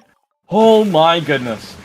They were able to get at the end there. And I feel like that's mainly because I saw Ace was just staying on that tower. They somehow weren't able to get Ace off of there. And they kept climbing onto the tower with just the short time they had left. And Ace was just like, I'm a stamper. I'm chilling on this tower here. I'm just going to charge slash you. One hit, Oko, you're gone. Main character moment there. Alliance Moon, they get it. It's sometimes in Swiss, it's like feels a little bit down and defeated when you need like a map win at the end. It's like, oh, I guess we got another map. But I cannot overstate how important a scoreline for them to be 3-3 and 9-9 is compared to having a lot lower and getting 3 out there. Having that extra win, so they are pure neutral. They should be of our 60 teams.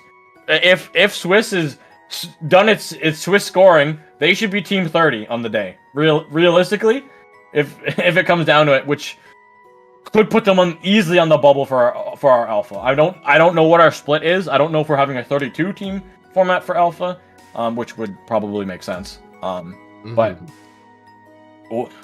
that extra game there could give them the little bit of momentum that they need. Blaze, I know with a 4-2 scoreline, they're most likely solidified up there. You know, Blaze is most likely just chilling up there right now, and that alpha cut going to be going into tomorrow, but you know, it's going to be a little bit more dicey for Alliance Moon, but hopefully that last game does at least give them a little bit more security just in case, you know, that congestion. They are 3-3, but hopefully they're going to be able to secure that. But honestly, yeah, really great final game we saw there. And you're seeing the scores here right now, you know, Pone Panic going 2-1 actually, losing one game to Happy Hour, but they're going to be able to get that win. We see they're undefeated on the day. Yeah, no, they're undefeated, so they're going to be going straight to Alpha, top seed most likely. No questions asked. No. That's a lot of good looks. And remember everybody, we do have tomorrow's event. So while today's events are done, that doesn't mean that we don't have more great action tomorrow, and that you shouldn't keep donating to this amazing cause. We will the donation will be open all night. So I'd like to see. I know we hit 2,000. Maybe in the morning when stream opens up, 2,500. That might be a nice number to wake up to in the morning. Yeah, I see we got $10 more in between the time we started and finished this round. So again, any money that you have, any money that you can at least donate, even if it's just a little bit, will just go towards an amazing cause, going to be able to help the staff and these kids have better lives and to have that hope, you know, have gaming in the hospital in order to give them at least a little bit of, you know, happy time and something that can be really scary, especially for a child. Yeah, it can be really tough, but games can be a very light and very positive, very positive, light at the end of and in a pretty scary tunnel. But overall, we do have some more matches just finishing up, so we won't be able to confirm or deny who is going to be solidified in tomorrow's alpha bracket or the beta bracket. But what we will know is that we have more action tomorrow. So NM, I think we're gonna be wrapping up the stream here for today because it'll take a little bit of time because there's still quite a lot of matches going on. Yeah. So just getting into it, of course, people, you know, you can find me on Twitter and Twitch at Ninstar123. You can see it down in this little corner. Right here. You can see there. You can go on there. I tweet sometimes. I very infrequently stream once in a blue moon. Gonna try to get better at that. Let's see if I actually do it this time. But of course, you know, Genie, where can the people find you? I will be here tomorrow, same time as today, doing Top Cut with Pat. But in the meantime, I'm down there at Genie7, GEENIE7 _ on Twitter, no _ on all other socials.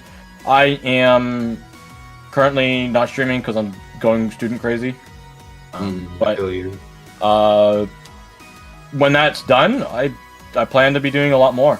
And also the fact that Side Order has literally taken all of my time. Like, I have fully 100%ed Side Order, and I'm still having fun just messing around with it. It is so much fun. But while everyone is enjoying their Splatfest, go Team Drums. I don't necessarily care for my idol. Let's be honest here. I have to be honest. Big man best idol. Shivers not. Fry's definitely second. But Drums was the clearly superior choice.